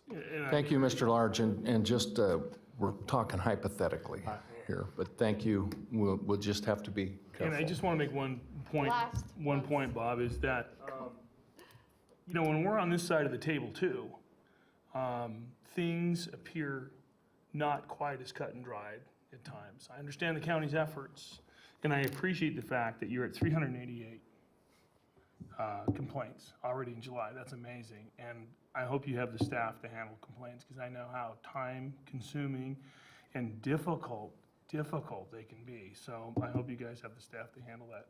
But I'm just saying, I understand the situation better. I appreciate your presentation of your compliance that you're doing here. And I understand now that public compliance is different than industry compliance. I was an industry compliance individual. You are in industry and public, and that is a completely different ballgame, and you have to use different tools and approaches to accomplish your goals, and I appreciate that. Thank you, Mr. Lawrence. Mr. Thomas. Thank you. Mr. Webb, I appreciate your presentation. It helps me to understand some of this. And I believe this hypothetically was probably the only one that has come before it since I have been on the board. But I guess what I struggle with is sitting as a board member on more than one occasion, people have apparently blatantly violated the code, and then have come in here and then asked for, you know, forgiveness, i.e. make it right by giving me a variance. And what I struggle with is if that is the case, if you can do whatever you want, come back to the board, and the board has no power, and nothing can really get done, we're really, you know, we're spinning our wheels. There has to be some accountability somewhere, and we have to have some options available to us, not for mistakes that happen, but an individual that should know through his business that he can't do X, and just does it anyway, and then gets caught and comes back here and then asks basically for a variance, you know, to bring them into compliance when they're really not being brought into compliance. We're just giving them a variance. And that's what I struggle with, you know, that of how do we hold people accountable? How do we know that there's some accountability for their actions for what they do, other than go ahead and give them the variance when they ask for it? And I guess my answer to that is focus in, again, back to the board swim lane. That's what I would encourage. I know personally, if I was in your shoes, it would be the same frustration I would face. I'm kind of irritated at this person because it appears to me that they did it blatantly. I can't prove it. But again, I would go back to your swim lane, which is your findings, which is actually, again, what you did in the ECOF case today. Because what you did is you evaluated those findings. I need to make these findings, right? These 1, 2, 3, 4. And I can look at it in that case. And if you come through and do your evaluation of the findings, regardless of the intent behind what you hear, whether it was blatant or not, you look at what you've seen, what's being proposed. More importantly, the conditions that are being imposed by staff are the conditions by staff addressing to the degree possible the measures that need to be done to try and bring what we can into compliance for the measures we can, and can you make those 4 findings? And that's where I would focus your energies and efforts, looking at it that way. Because on the backside, those tools are there. And if we know, for instance, that something's been done without a permit, you just saw the tools that the building official has to be able to levy additional penalties, fees, at the permit application stage, which is going to happen in many cases after you all see it. I'm accepting ECOF today, but it could still happen because the permit's not done. Doesn't that stop the minute we approve the variance, though? Again, the permit's not done. Those fees, investigative fees, can be levied up until the moment the permit is actually finalized, C of O. So they could come in, not they, the building official can come in at any point in that process and levy additional fees. That's what Chapter 100 gives her the authority to do. But that's separate. But just know that's in the back of your mind as you're doing your swim lane for the board up here. What am I looking at? Thank you, Mr. Chairman. Mr. Stanley? Thank you, Bob. Pretty detailed and presentation, certainly. I have the same kind of discomfort, I think, that everybody does, and that it is, it may not be my natural bent to stay in my lane, but it's a very active pursuit to stay in my lane, and it always feels like on these that our lane gets really mushy on the edges.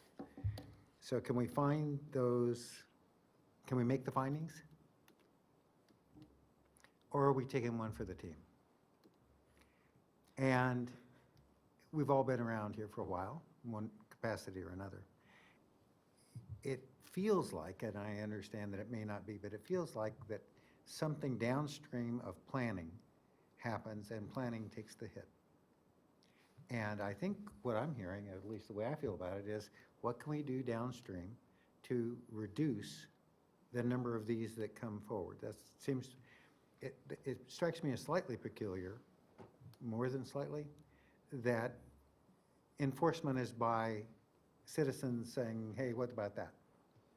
The piece that you mentioned about engineering being backlogged a couple of months, I think it was, is if we're, whether we stay in our lane or don't stay in our lane, but from a system standpoint, if you're a systems analyst guy, like maybe I used to be, and you look at what boxes are broken, or where are the bottlenecks, I got to tell you, it's right there. It's engineering, and it's the guy not going out and checking the work. So, I mean, that would be my view. Not in this capacity, but maybe in previous lives. So if that were true, how do you fix that box? Those are good questions. All your input is valued. So there's somebody over there named Mr. Lloyd who actually records a lot of those and gets back and meets with specifically myself and Moira Hohenstein, our director, talk about where we need to go. That's how this presentation came about. But also it's process improvement that we go there.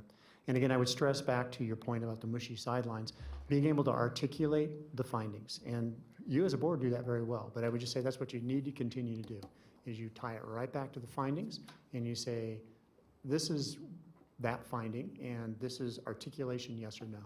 And you provide that detail and you're good at it again about why you do that. It will get mushy. You're going to feel uncomfortable. I can't help you with that. But I also want to point out that relatively speaking, you look at the volume that we run, they're going to be relatively few. And those that are going to get there by nature are going to be the tough, mushy ones that you're going to see. If I can weigh into, if something was said, I'm sorry, go ahead and ask the I question. just want to, Bob, how many permits you guys, have you issued this year? And you've had one that's got bungled. I don't know the number of permits that we've issued because I'm not tracking that. Okay. For building permits or engineering permits, I don't, we can get that information back for you. Just curious. And I'll just go ahead and jump in and kind of piggyback onto something that was mentioned here. It's become quite a frustration for us as well as engineering. When you're talking about process improvement, we really are looking for continually improvements in the process. And our frustration, specifically with grading, is oftentimes we don't know, is it an engineering responsibility or is it planning? And there seems to be a lot of overlap, but we're currently in discussions on that very matter right now, and we hope to have resolution fairly quickly and it really improves some of these issues and hopefully can reduce in terms of grading some of these issues. We're not going to eliminate the problem altogether, ever, because people get a little too excited once they find a grader and they want to go out and do some work on their own, and unfortunately that's human nature, we find. But hopefully through process improvement we can certainly address some of the issues that have been raised tonight.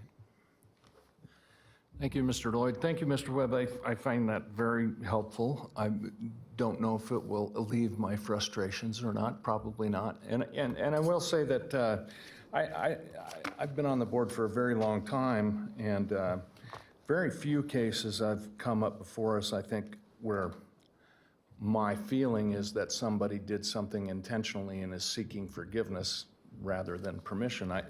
While those have occurred, I think they're very rare.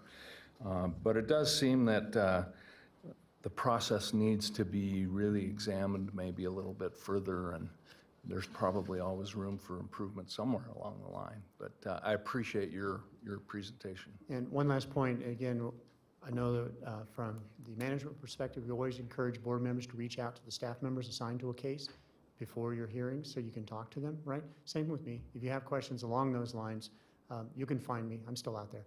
Hunt me down, ask me questions, and I'll be more than happy to talk to you about the other enforcement perspective that may have led up to a case. Super. Thank you, Bob. Appreciate it. Okay, moving on to item 10, chair and board items A, future agenda items. Anyone have anything they would like to see on a future agenda? Cool. Request for information from staff. Anybody have anything for staff that they need? Thank you. Discussion and possible action to elect officers, chair and vice chair. Woo-hoo. So, I think I cannot serve in the capacity of chair. I've served 2 years in a row, so it is someone else's turn, and I would like to nominate Mr. Thomas as chair. I would like to second that. Seconded by Mr. Stanley, unless there's discussion. Okay. Okay, so we have a movement. All in favor? Aye. Mr. Stanley, I pass the gavel to you, although you don't get to bang it at this meeting. And then for vice chair, anyone propose someone for vice chair? Would it be appropriate to? I'll be vice chair. Ms. Hill? Yeah. Ms. Hill has volunteered to be the vice chair, so you've nominated yourself. All in favor of Ms. Hill as vice chair? Aye. Cool. So we have a new chair. Congratulations, Mr. Thomas. Congratulations, Ms. Hill. Directors, moving on to directors and legal counsel's items. Mr. Lloyd, do you have anything? Just a follow-up from an item that was heard back in May from this board. That's the Izakaya Tahoe State Line project that was appealed to the county commission. They did in fact overturn the decision and granted approval for that variance, if you remember that one. What was it? Which one? The one at State Line at the, in Crystal Bay. The little building there at It's the, strange. right on the border, half of it's Nevada, half of it's California. That's the one. So Yeah. they did approve that. And Okay. that's all I have. Thank you. Thank you, Mr. Lloyd. Any legal counsel's items, Mr. Large? Okay, thank you very much. Madam Secretary, do we have any public comment? We have no public comment unless Bob wants to speak. Seeing no further public comment, we stand adjourned.